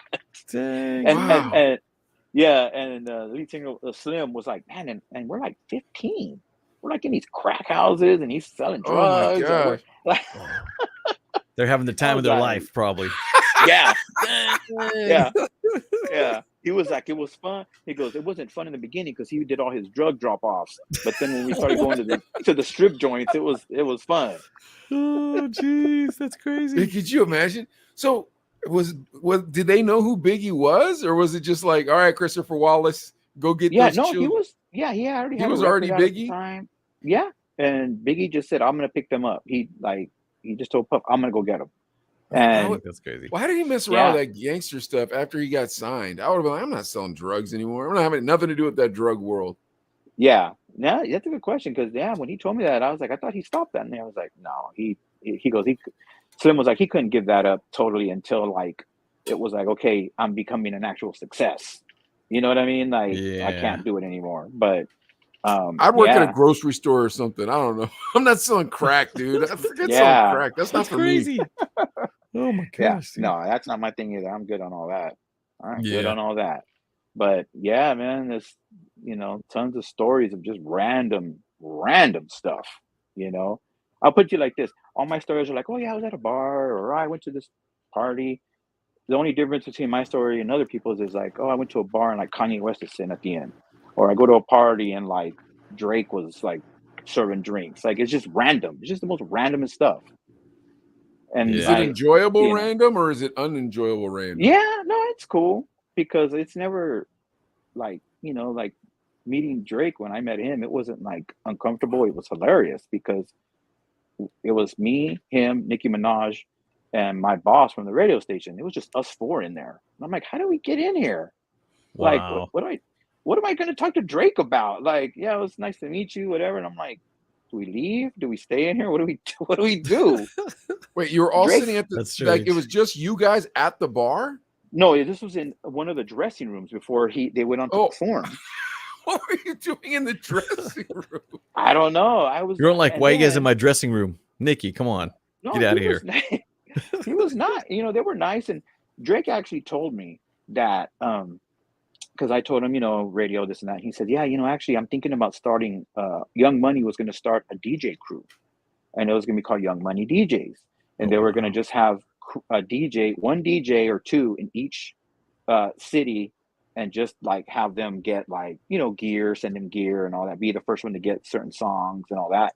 And he goes, well, since you're here, I'll make you part of that crew. And I was like, okay. And nice. It was with Sujit that he was working with. So I said, okay. And I walked out and I go, he ain't going to do that. Drake ain't got no time for that. Like, and I was like, that's a good idea, but I mean, you didn't have him sign anything like, hey, sign this contract right here. I got my pocket. I would not want to be anywhere near Young Money or Cash Money, bro. Everything I've ever heard about either of those companies is garbage. I will be like, nah, man, I don't want you owning my soul. But you ever notice DJ Khaled doesn't talk about when he was on Cash Money? Was he? I didn't know he was on Cash He Money. was on he one Cash of Money? them. He was either on Cash Money or he was on No Limit, but I'm pretty sure it was Cash Money. Yeah. See how you that's guys are crazy. like, was he? That's the thing. Was he? You know, Yeah. talk about it because those guys are criminals, bro. I'm telling Yeah. you, they're criminals. Yeah, Dude, the there's business, some weird the stuff business going is on. I don't messed care what up. anybody's saying. Some weird going on with Birdman and Lil Wayne. That's some unusual is going on there. Yeah, and I'm just like, hey, you know, I agree with you. like, That's how I feel about it. yeah. But you Yeah. can't pretend like it's normal. That's the thing. It's like, hey, you pretend like it's normal. What I mean by that is this: you do you. I'm not gonna. I really don't want to DJ for you. I don't want to be a part of your business, man. I just don't. Well, yeah, like I said, I was like, I didn't say, oh, he's not gonna do it. Like in a like he was lying. I'm just like, dude, he doesn't have time for that. Like to do something like that, which I think is a great idea. I mean, God, Okay, let's imagine for a moment he did have time for that, right? So you're DJing, boom, boom, boom. Then you have to go to the company Christmas party, and you see Birdman and you see Wheezy, and you see like Birdman like putting his arm around him and like hugging him real close. Nothing in you is gonna be like, hey man, what's going on here? You wouldn't it wouldn't trigger you to say that out loud because that's what I do. Honestly, I've been to these industry events where I've seen things like that, so I wouldn't say nothing like I did at the other one that I was at. There's always weird stuff going on at these parties. Yeah, I guess you're right, huh? Because a bunch of degenerates. Okay. Yeah. I mean, I don't know. I don't want to say that, but I mean, I'm just like, yeah, some of them are a little out there. So that's why I'm like, okay. Sure. Yeah. I'll say it because I'm not in the industry. You two can hold your tongue and pretend like you have no idea what I'm saying. Folks, there's always a ton of drugs at these things, and there's always a ton of degenerates and possibly hookers. I can't say the hookers for sure. I can only speak from experiences I've had. Well, so, I'll be honest, when I hear stuff like, like what you're saying, oh yeah, it's absolutely. But that's also a thing in big business and like not whenever as much in radio, bro. When I sold doors, when I was in doors, I went to the door convention. It wasn't lit like that, dude. They didn't hire acrobats to do ballet in front of me while I was eating dinner. Like, oh look, there's Pink. Oh, word. No, man, it was whack. It was like they're gonna raffle off a toaster. This is awesome. That was exactly it. It was whack. Well, so for Kanye West 808s and Heartbreaks, he had a listening session, and I would always get those invites. So it just said go to this address, and so I go to LA, and it's at night. It's like 9:00 at night. I get to the address, and there's a sign that says go down the alley. I'm like, okay, so I drive down the alley. There's a parking lot, and it says, okay, show your invite. You park in the alley, and then there's this huge warehouse that was right there, and it had a big door open, and you go in there, and there's like a DJ spinning right there, and it's just a DJ in a warehouse, and I'm free like, drinks. This is strange, yeah, but it was strange, and then there was a door. One of the walls was like a garage door. It lifts up, and then there's a ramp to go up, concrete ramp. So they say, okay, go up there. You go up there, like and there's Squid another Games. big room. Yeah. So and this Korean guy comes out, and I'm like, what the heck? Oh no! Put this green jumpsuit on. My gambling debt's got me. You have these pillars, right? And then there's these pillars set up so it's like a square. There's like this big empty square, and in that square, there's like 4 rows of 5 girls, models, like completely naked, sort of naked, and they're just standing there. Some are sitting there, and then they had like free food, and it was served off of like a naked girl. And wait, were the naked models giving the food away, or did the people giving the food away have clothes on? Well, that's a thing. Like when like the girl down on the table, and then they serve off of their body. There's something between the food and this and is the only way you're allowed to eat in this party, or are there anybody with hors d'oeuvre trays? Yeah, there's no hors d'oeuvre trays. No, just the naked food. Yeah, and then I remember I had seen Rick Ross, and Rick Ross goes, "Oh, geez, wild stuff, man. Even for Kanye, this is wild." And all they were doing was just playing the album. So you're standing, walking around, and there's this weird light show going on, and the girls are like changing positions when they're sitting, and I was like, "All right, 2 questions. Where am I?" Yeah. Does anybody else feel a little uncomfortable eating food near a woman's open vagina? Orifices. Yeah. That's not for me. I don't want to have food off of a stranger's naked. What is that? Parts. Tuna?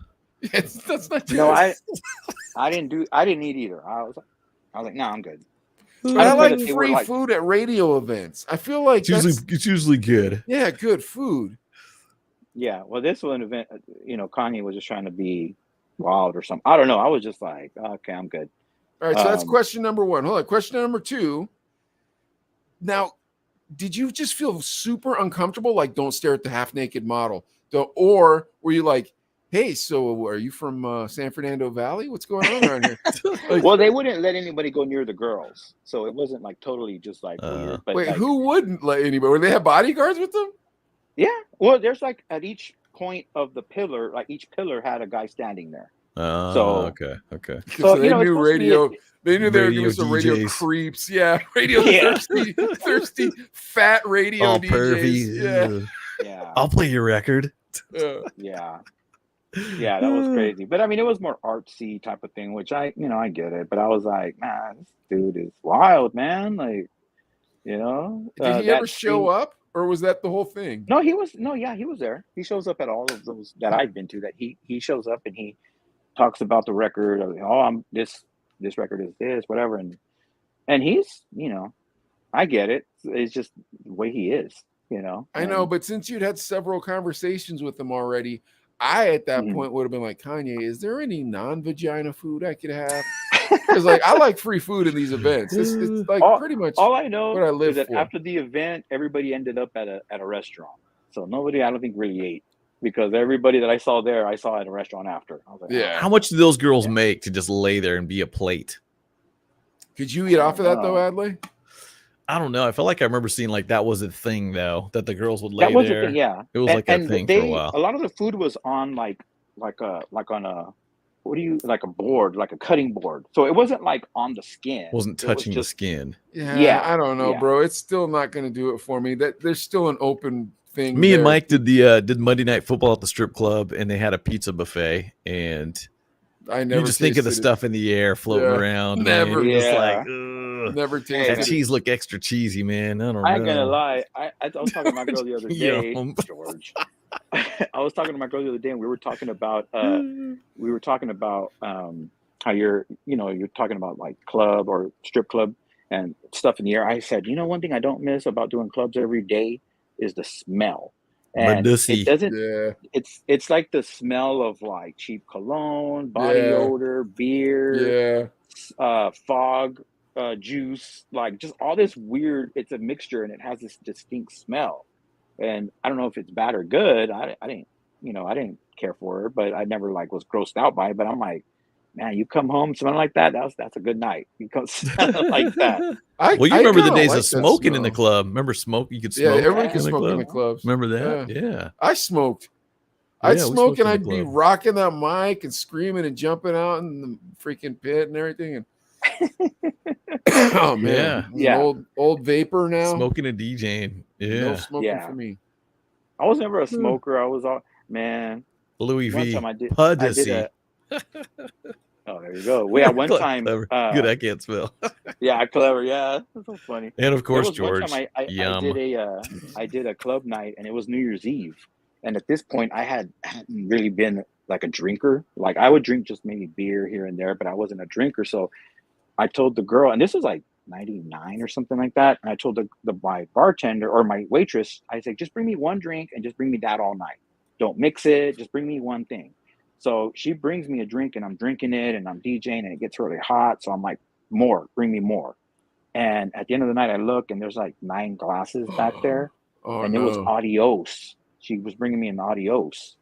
Adios MF. Mother you know what I'm effers. saying? Yeah. Yeah. And so I was like, and then like the waitress was like, are you okay? And at that point, it hadn't hit me yet because it was so hot in there and I was sweating it all out. Yeah.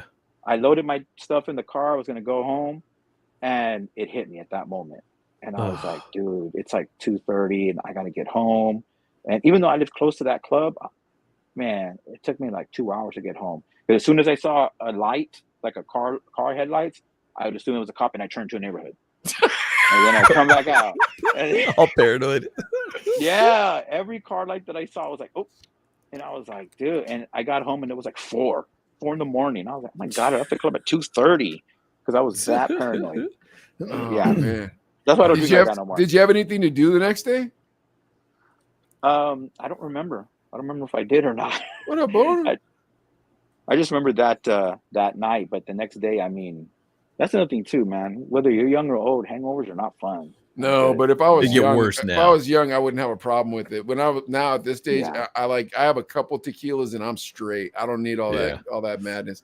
Whew. One time, me and Adley, we this is when we were in a DJ crew. It's called Too Strong Entertainment, and we were so proud of ourselves for God knows what reason. We went out drinking, and so we went to this place called O'Malley's. Adley, you know this story, right? Probably, but Oh, no. dude, how can you not know this story? We go to this place called O'Malley's, and I hated this place because it was a fraternity bar, and I did not like fraternity kids at all, Rec, when we were young. Anyways, but we're there drinking, so we're getting hammered. We are so hammered, and then our friends Pete and Ryan are like, we're gonna treat you guys to steaks at Daisy Mae's. Oh yeah. These are the best steaks ever in Tucson, and so we're in Tucson. Like, you got good steaks in Tucson. So we're like, word, let's go. So we get in this guy Donnie Mac's truck that Adley was borrowing. We start driving, bro. I don't even know how we got out of Tucson. Like, we got out of Tucson. We're like Yeah, it in the was desert bad. between Tucson and Daisy Mae's, and Adley just starts swerving. And he's like, "Here, you drive." I'm like, "No, I can drive." Then I start swerving. Right. Like, I can't drive. I don't know how we got out of the city limits, Adley.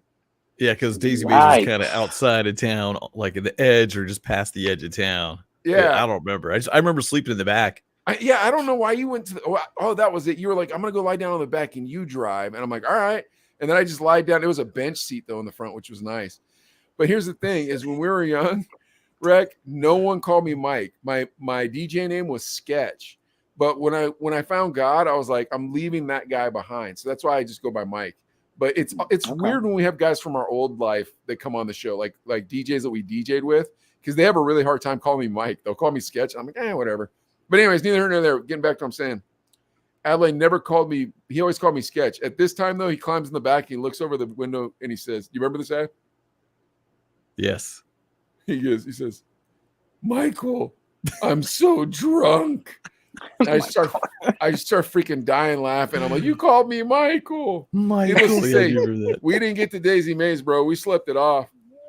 Oh my God. I can't. Man, It's nuts thinking that you did that at one point. It's like God actually was looking out for you. Had to be. dude, And that's others. what I always say. Looking out for others around you Yeah. too, man. Because that could have been a I mean, mess. well, speaking of that, Clever put this on the screen. I was going to tell a story, but I wasn't sure if he wanted me to tell this story. But there was a club that I DJ'd at, and he would DJ at too sometimes. And my thing is, I never leave when the club or with the crowd is. I never leave with the crowd. I always wait till everybody's Try gone to space leave, before or after. pack it up, That's smart. because Yeah. you just don't know what's going on out there. Yeah, something might pop off. I'm with you. Yeah. So, and I've always been like that. And so this night, for some reason, me and Clever were leaving with everybody else, and we get out to the street, and the street, it's one way, and we start walking, and we stop at. We were talking to one of the security guards at his truck, at his ride, or Clever's, I forget, but there's the three of us, and we're talking or whatever, and a car comes and stops right in front of the door, and I look at it, and a guy gets out, and he starts shooting at the front door Of the and we're club? yeah. Oh my gosh. And I'm sitting there looking at it, and I'm like, okay. So I get down, and they shoot more, and they drive off. And one of the guys that was at the front door, he didn't work at the club or anything. He just happened to have his gun on him, and then he started shooting at the car taking off. But it was in the direction of where me and Clever were at. Oh, The geez. car passed this way, and we're right here, and this guy's shooting that way, and I'm like, oh my God. So we get down, of course, and cops come, a couple people got shot. Nobody died, gladly. And we were there till 4 or 5 in the morning because they make, cops have us stay Police there. reports and crap. Yeah. And I'm like, Yeah. dude, this is why. But like you said, it's like, God be looking, man. I mean, I tell that'd my be son even all the time. My son says, like, when he gets older, he wants to go party. I go, let me tell you something. I have experienced so many things like that no. And I'm trying to Right. teach my son the right frame of mind when you get in a situation like that, because when that car pulled up, you could just feel it. Oh You yeah. could just feel that he's going to do something Yep. like that. Something's Yeah. about to go Yeah. down. Yeah. And Yeah. so I just looked at him and he was shooting and I said, okay. And I got down and it's like, but yeah, man, I mean, Man, I might have DJ'd got a down club. when he opened the door and he's like, Yeah. oh, I was just tying my shoe. And I'm like, oh, everybody down. I'm just doing push-ups. I mean, that happened with back in the day in high school. There was a club that I would help out with. Actually, it was still in that area, and a fight broke out, and like they started shooting in the club, and like one of the guys you've had on your show before. I don't want to say his name because. What's it rhyme with? Well, let me tell you first. So people start shooting in, like at the club. He runs to the exit, opens the door, and starts shooting back at those people. A DJ? Yeah. Redeemed, huh? Like, it was redeemed, huh? whoa. Was it redeemed? I don't think I've ever met him. Oh, okay. But He's homie. But it was no. I'll tell you off. I'll tell you off. Let's see. Oh, Hold dude. on. Who else could it be? Well, can he get in Who trouble could at this it point? be? Was it years ago? Nah, Oh, yeah. no, He doesn't want to put it his was like business out the 90. street. True. But if we guess, then it doesn't count. 93? It was something like that. 94, 2003 or something like 93? that? No, 93. Redeemed is the 94? only one I could think Oh, of. so this is 30-something years ago. I know. That's why I said redeemed. Put your put who you think it is in the comments. That's what I want to know. I'm trying to think who that would be. Dude, they used to call him the Mexican Debo, dude. Maybe, huh? Maybe redeemed. I don't know. It wasn't him because I had never met Mhm. him. I've never met him. But yeah, it was a crazy night, and then we had to stay there too. In 93, and what, you were like 20 at this point? No, I was in high school. Even younger. Yeah. I'm my telling you, man, gosh, dude. Progress and me would go to these clubs and like just Why get didn't into these they didn't clubs. wand anybody or pat anybody down? What are they doing with guns in this It club? wasn't that kind of club. It was really Every a ghetto club is spot. that kind of club. Every Yeah. club I've ever DJed is that kind of club. And you know what's crazy is that Baby night George, we who had- was it? I don't think he was there with us that night. It was me and Progress and his friend Andy. And Andy, he's the homie, but he's like the Mexican Carlton, right? Uh-oh. Oh, Like, okay. you know, just the way he Yeah. dressed, but he's a good guy. God bless him. But he stood out at the club. Yeah, He yeah. jumped That's why the over. Yeah, he jumped over like this couch that was there, and like a bullet. You could see the bullets flying over him while he was jumping. Like Oh, it was jeez. crazy, and I was like, "Yo, this is we can't come back." But you know, C minus and Mr. Chalk, you know, the Roughnecks, they were DJing there that night, so it was a really like night where they had a lot of people in there, and Wow. Yeah, It and was they didn't pat them down or wand No them. EG. It was no EG. nah, No. nah. It's crazy. Baby George says, where There's- at? What was there the club called? It was definitely no EG. Oh no. I would. What club I would was say it? That if it was, it was called The Druid? No. Oh, you're talking about the East Side? Is that Yeah. the East Side Club? Yeah. No, it's called. See, I can't even remember now. The Zoo? It was, The Zoo? Yeah, that's what it was. It had a couple of names. It was called the Zoo, and then it was called. Got a couple names. something Got else. shot up, and then they had to change the name, and they got shot up, and they had to Yeah. change the name. Yeah, that's. the Dude, I've place. never Yeah, been in yeah, a club where anybody shot in the club. I've never been inside a nightclub where there was a shooting Oh, ever. God. in my whole Don't life. come to- Outside. Yeah, Don't come to outside, Bakersfield. yes. No, outside, yes. Inside, no. I've never been inside a club and somebody shot inside that club. Yeah, I've been in like a couple. Baby George says no, too. No, We had him it on last week. was. He didn't say nothing about this. Well, I apologize to him for saying it, but it was Raleigh. Raleigh. Oh, Raleigh told us he had a checkered past when he came on. But he's a great guy, and that. No, yeah, he is. And that situation, I wasn't mad at it. Like I was like, dude, he was looking out for the people in the club because people were getting shot. I mean, they were shooting at the club, That and is I'm nuts. like, dude, I'm glad because I mean, once he let off a couple rounds, it stopped. So whoever was shooting was gone. They didn't. So, Nobody like, got forget shot. it. They're shooting back. We out. Okay. Yeah. Man, Yeah. that's crazy, dude. In high school. Yeah. And so And we Raleigh would was a get- couple years older than you. No. Yeah. Raleigh. Remember, Raleigh went to Youth Authority. He told us on the show. That's I'm not right. telling any tales out of school. Yeah, that's right. And I told him, I see you. I mean, it served might your have been sentence. maybe 95. I don't remember what year it was. It was in the 90s sometime. I just Why? was there. Well, Boys in the Hood has come out. Here's all I'll Yeah. say. You know what I'm saying? That's Is crazy. every person that we've had on this show, including Raleigh D, has not only been a gentleman, but has had wonderful stories. So, Raleigh D, we apologize if we're airing your dirty laundry, but we want you to know, as 3 fellow DJs, we have respect for you, sir. Oh yeah. He's one guy that I would interact with here and there over the years, and like he's a good guy. He's homie, dude. Yeah, and being that he did that, like I said, I didn't take it as like he's some gangster. No, I just took it as like, dude, he's the right person at the right time, because he probably saved lives that day, because there was nobody got shot. Luckily nobody got shot. Veteran, by the way.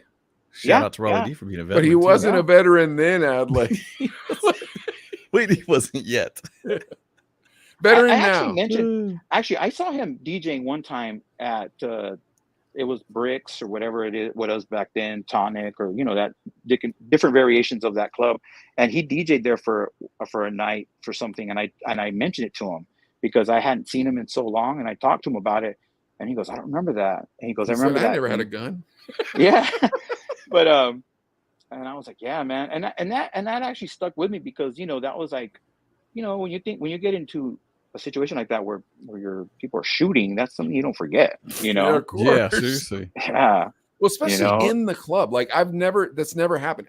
Outside the club, yes. And the nice, like, me and Adelaide had a clean record for a long time where nobody shot at our clubs, and then someone got murdered at our club. Like, dang it.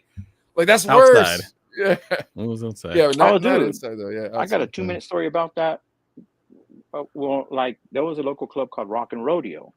Yes. And that club was massive. It was huge, and it had 2 sides. It had the country side, and then it had like the hip hop side. But everybody got along. There was no real beef with anybody or anything. They rarely had fights. And our station was doing, I think, Thursday nights there.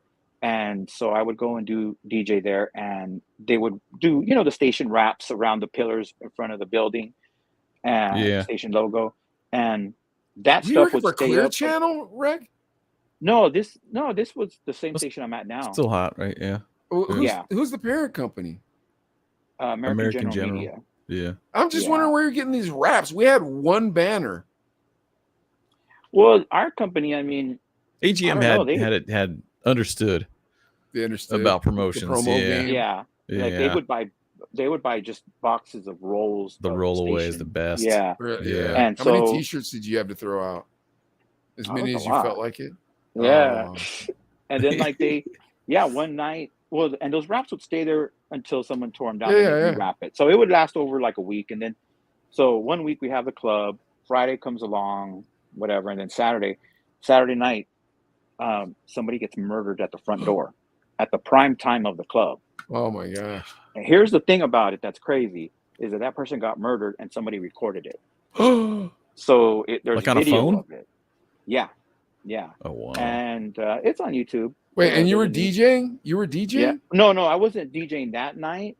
I had DJed Thursday.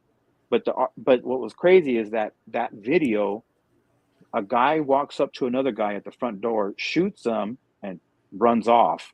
What they kept showing the video on the news, and what sucks is all you see is the guy getting shot next to the pillar with the station wrapped. Station band. I was like, dude, was that around 2005? Because I felt like when I moved here, that Rock and Rodeo thing was on the news and it's shooting. It might have been. I don't and I was like, why did I move here, man? Did that end Rock and Rodeo? Well, yeah, it did, because that probably was. Well, they had to have. After that, they still were open, and they got a crowd here and there, but it wasn't people not going that shut it down. It was the other businesses in the strip mall that they said, we're not going to be here unless if they're still here. So it was next to a John's Incredible Pizza, which is kind of like a Chuck E. Cheese. Oh yeah, so it's like and so and so I remember that they decided to leave, the 2 guys that own it, or these 2 country guys or whatever, and they they said, "Oh, we're gonna go to Texas and open the same club. We're out of here." So they called me and they were like, "Hey, you want to come and buy any of this equipment? Because we got all this stuff wow. we're not gonna take." It's got a couple bullet holes in it, but you know, discount. I got a couple amps. I got a turntable at 1200. I mean, I got all kinds of random nice. stuff that they were just like, "Here, we're not taking it all. Just take it."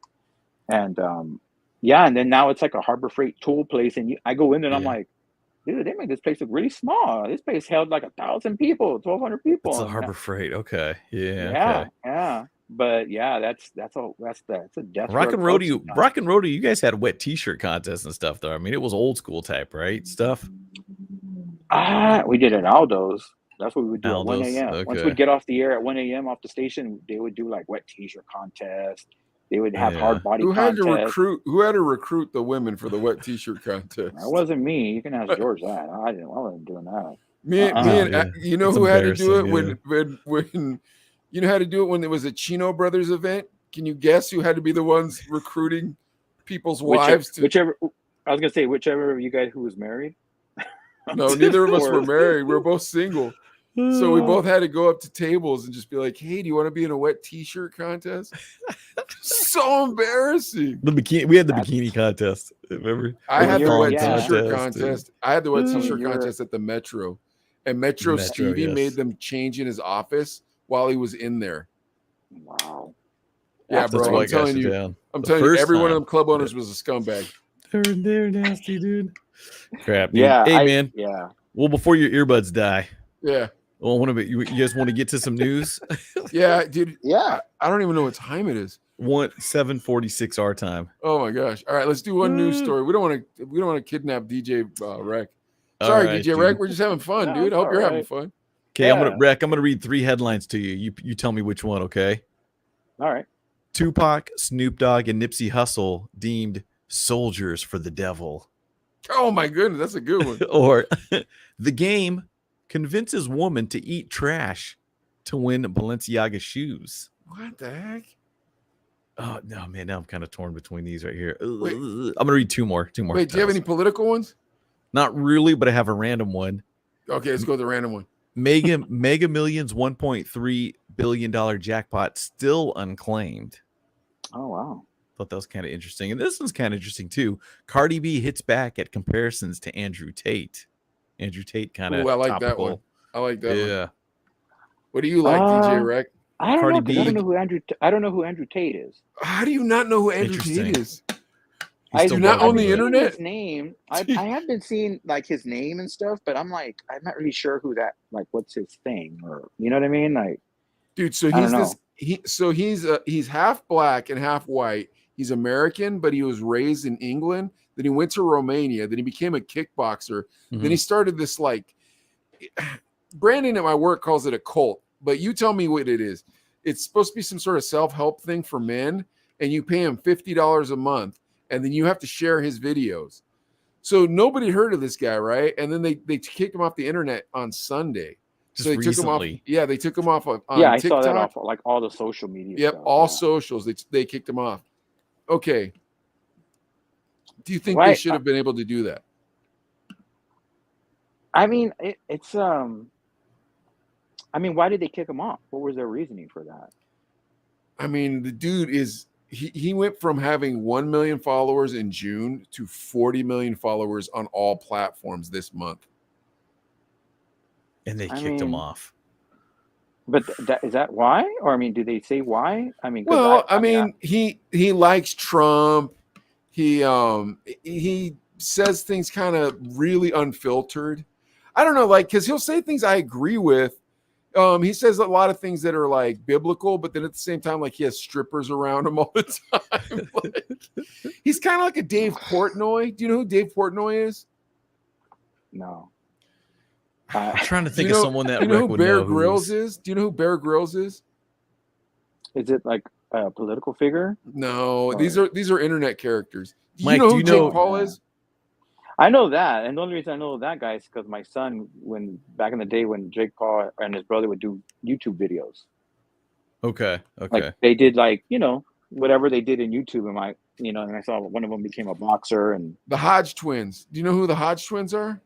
Gosh, man, I'm Oh my totally out of gosh, touch. Adley, what was yours? No, I was gonna say, Mike, do you know who Jake Shields is? I don't.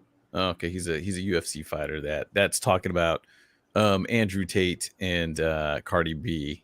What did he say? But he says people Jake Shields says people are freaking out about young boys looking up to Andrew Tate, but totally fine with young girls looking up to Cardi B and the Kardashians. Tate's main message is to stop being lazy and making excuses and go to work hard and get in shape and make money.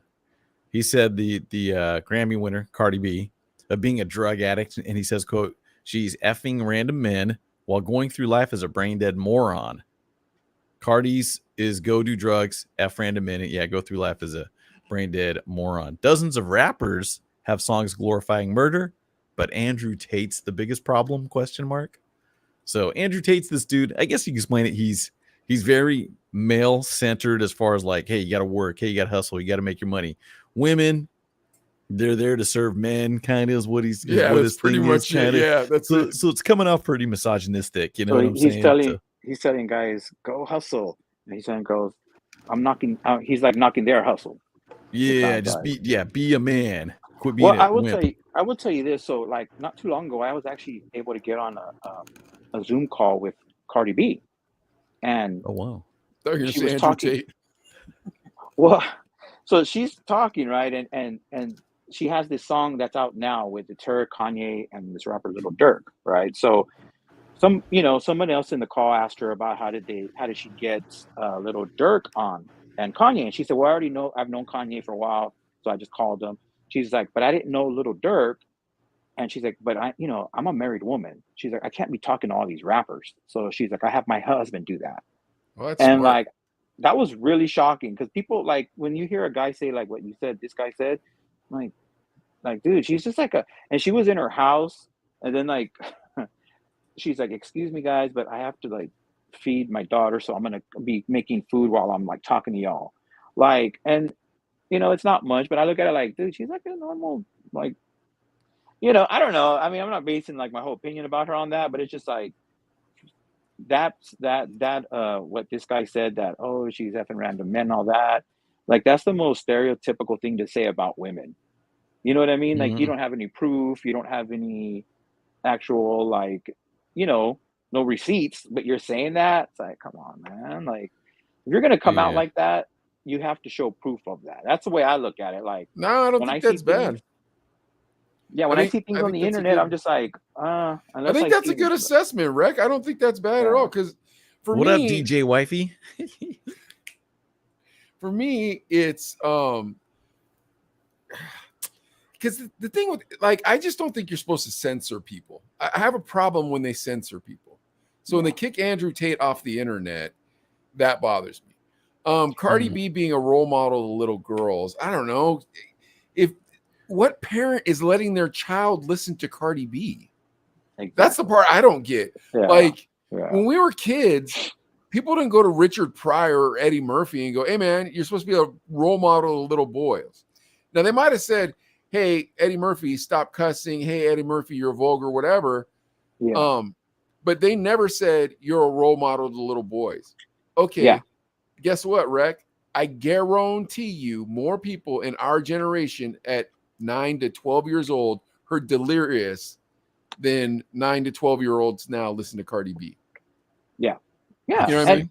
Yeah. And like when I was young, I actually grew up in the church, and my parents were actually really, I don't know what the word is. They actually parented. So when I listen to like, so when I hear like a song and it's talking about murder or whatever, I never wanted to emulate that because I know it's just a song. Like, I think that's the problem. And everybody says it's the parents and all that, but I mean, that actually is like, I never, in all the stuff that I've heard musically in my life, I never once killed anybody. I never did coke. I never got tattoos. I never got an ear pierce. I never did any of that because it's all just entertainment. And, I think for myself, I don't need to listen to, a rapper to be like, oh, that's how I'm going to be. I know, but you want to know something, Rick? Me and Adley both got our belly buttons pierced because Rodman did it. Am I Well, wrong, Rodman, Adley? that's a different story. That's fun. Yeah, I think Rodman why was the you first did it? one. Yeah, Is that why I was you trying did to it? impress a chick, dude. I was like, oh yeah, I did it because yeah, Rodman shit. did it. But That's like we didn't funny. even know each other. And like they Oh, wow. like we're the only two half Asian dudes. And Kinda then he's gay. like, and then like yeah, it was totally gay. And then we both But had you know, belly button rings. Do you still have but one? it, Nah. it's true what you said, Mike, about like the censoring because when they kick, I'll be honest, I'm not a Trump fan, but kicking him off platforms that doesn't change anything because then what happens is Hmm. that opens up the floodgates to them doing that to someone on the other side. Somebody else. You, Yeah. you know what I mean? I That you agree with maybe you. agree with. Yeah. But I think the problem is that they just keep chopping at the bit. You know what I mean? Like I'm with you on the I'm not a Trump fan. Like it's a hard thing because it's like, okay, the guy, his problem was every tool was a sledgehammer. That was 100% the problem. Every tool is a sledgehammer. So we'll start there and we'll continue with there's a like a foresight, like a missed foresight of not having good relations with other countries. I don't know how to say that properly, but like, so cutting contracts from Mexico, and it's like, okay, cool. This is always the example I go to. Cutting contracts from Mexico. And so it's like, okay, cool, but I want you to understand something. This Toyota factory here is employing 37,000 men in Mazatlan or San Felipe or Ensenada. Yeah. And these guys are making the equivalent of 28,000 American dollars a year, which is a bargain for us Americans to get a quality product for that price. And it's a windfall for them because it puts them squarely in the middle class, which Mexico is barely forming at this point. Yeah. Yeah. And No, it's true. If you take that away, those men still have families, and there's cartels that still need workers. So don't make those policies. So like things like that. Now, that being said, he did get messed with a lot by the Democrats all the time in the media and It's like, dude, just leave this guy alone. The Russia trial, the this, the that. It's like, if you stop talking about him, no one will care.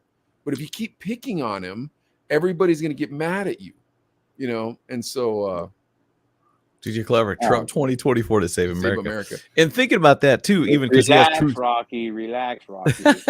He has Truth Social, the social media, Truth Social Media. After Mar-a-Lago, the downloads of Truth like skyrocketed. I bet you Andrew Tate's still on there. I bet you, you're probably right. Probably right. And I think him being on Twitter, Trump being on Twitter, like that's not a big deal. Like you don't have to follow the guy. Like that's what I don't understand. That's exactly how I feel. Mm-hmm. Yeah.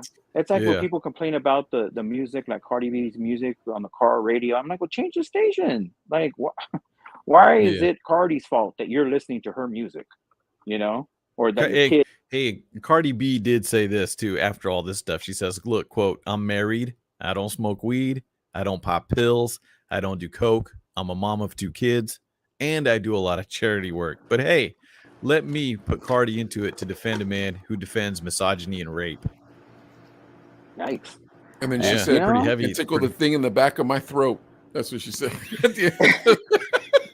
Yeah, those are that's an actual quote. That's not lyrics from any of her songs. Yeah, that's just her talking. I mean, so that whole thing has been a thing since Little Kim. I mean, even since the 80s with Madonna. Yeah, I guess like that's the thing is like Madonna, they were like picking on her because of what she was doing, and it's like, dude, it's just entertainment. If you don't like that, well, if you're not that audience, then don't participate in the product. Mm-hmm. I'll tell you guys a story. When you were in high school, was Rocky Horror Picture Show ever a thing that people said was cool? Not really. Where I don't remember it. Okay, well, where I went to high school, all the kids were telling me about this Rocky Horror Picture Show, and I never heard of it before. But they're telling me, "Oh yeah, you go there. These people acted out all this stuff," and so I'm like, "All right, cool, man." So me and my homeboy go to this Rocky Horror Picture Show. And there's all these gay people dancing around us and stuff. And there's this transvestite. And I'm like, what is going on here, man? So I left early. I'm like, I'm not watching the rest of this, man. And I apologized to my friend. I was like, I'm sorry I brought you to this thing, dude. Everybody at school was talking about it. My point in saying is to say this. I'm not going to pick at the Rocky Horror Picture Show. I don't care. But I was not the proper audience for it. Yeah. Does that make sense? Yeah. No, that's how it is. You know, every person or thing like that has its audience, and if it's not you, it's like, you know, I'm not gonna watch it, but you can watch it if you want. You know what I But mean? And it's but people are not like that nice anymore. I People know aren't my like that. problem is now I have to like the Rocky Horror Picture Show, or else I'm a this or I'm a that, and it's like, Yeah. why don't you just hold on to that one, and we can have a difference of opinion. You believe in one thing, I believe in another thing, and we're good. But And at the it's same okay. time, but the problem is that Trump is going to be president in 2024, and it's like, all right, well, here we just go again to fight and argue some more. Like that's all we're doing. It's like, okay, go ahead, let's just fight. We don't have things to do. Can't we just fix things? Can't we like bring back Detroit instead of fighting? You know, do you guys agree with me on this? Like, wouldn't you rather they just stop fighting? We just get it, like start doing stuff here. Yeah, I'd rather we don't have a president anymore at all. I think that sort of thing just it just tears this country apart now. It never used to. I mean, there used to be bad politics. People would talk bad about each other, but now it's at a degree where it's just like, it doesn't matter what you believe. If you don't believe what I believe, I hate you that much. For like, to add to that, I want you to die. Yeah. Get rid of the president, but get rid of politicians. Yeah. I think, you know what I'm saying? Well, just a good leader. I think the problem is now they are lying directly to our face, but calling it different words so that it doesn't sound like they're lying. You know what I mean? Like, so like the Inflation Reduction Act. It's like, well, how does this reduce inflation at all? We need to bribe some chip companies. Yeah. Well, can't you do that so we can't notice it?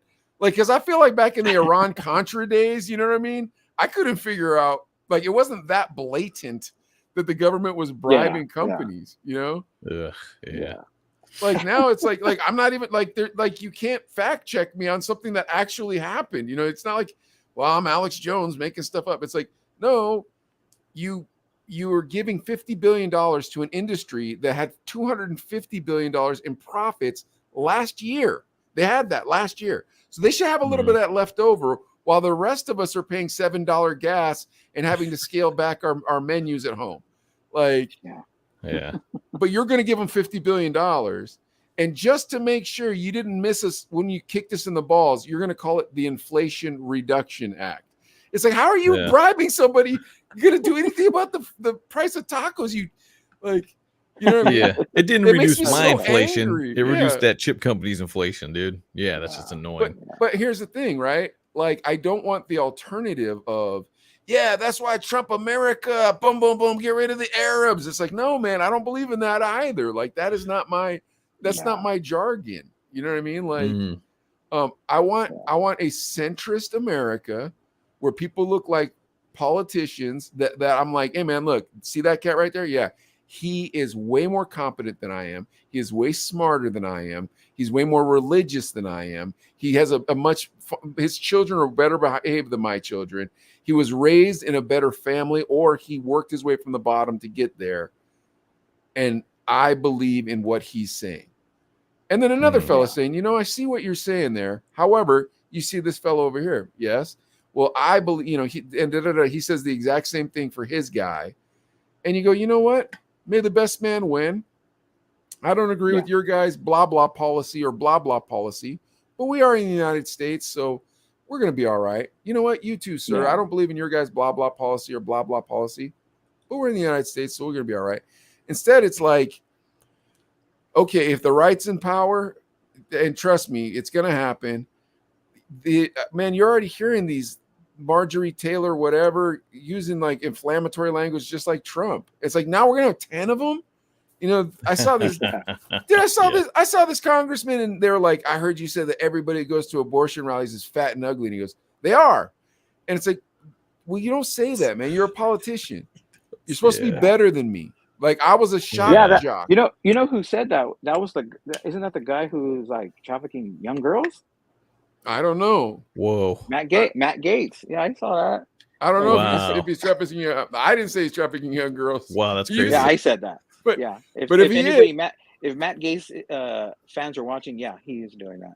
Wow, that's crazy. I don't know. And if he is, that's not cool.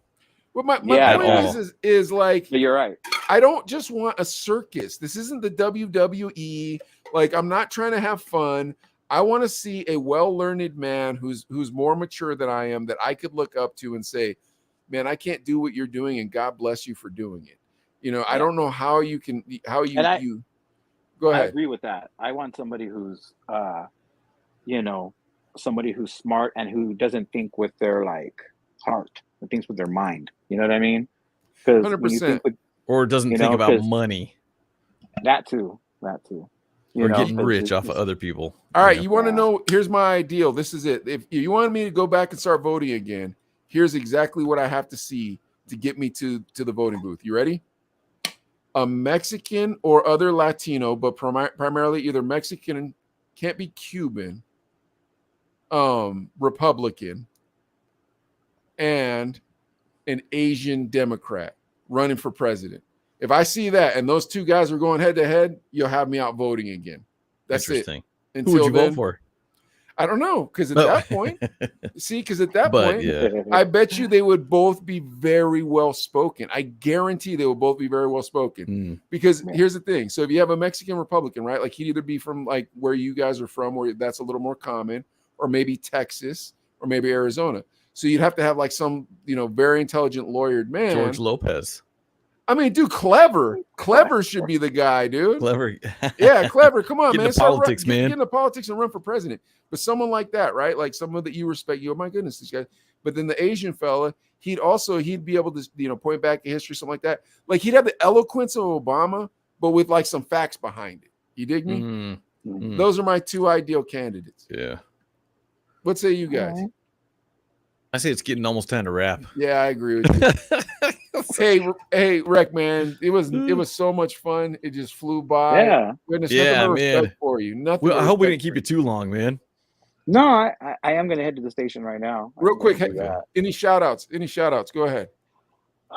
You know what? I got to shout out Clever again. I got to shout him out. He's if we do a like, you do two guys or two guests at once, I would like to do that with him because he might be three. It might be Rec, George. No, I want it to be Rec and Clever.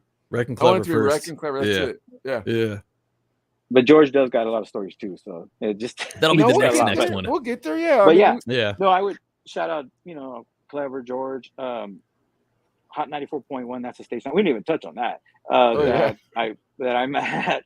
On every weekday 5 to 6. Wednesday we do Way Back Wednesday, which is like old school type songs, and nice. The mix Friday starting at 5, Saturday starting at 10 at night. I mean, it's a whole bunch. Sunday on the air 2 to 6. Just tune in and you'll find me eventually on that station somewhere. Or you voicing a track for the commercials. Something. Yeah, you'll hear something. So yeah. All right, guys. Well, thank you so much for watching. And Rex, seriously, man, we had a great time. I'm sorry we fun time. Thanks, Rex. So long. Man, it was fun. Yeah. All right, guys. Enjoy yourselves. Follow us on TikTok and YouTube. We'll see you next time. Boom.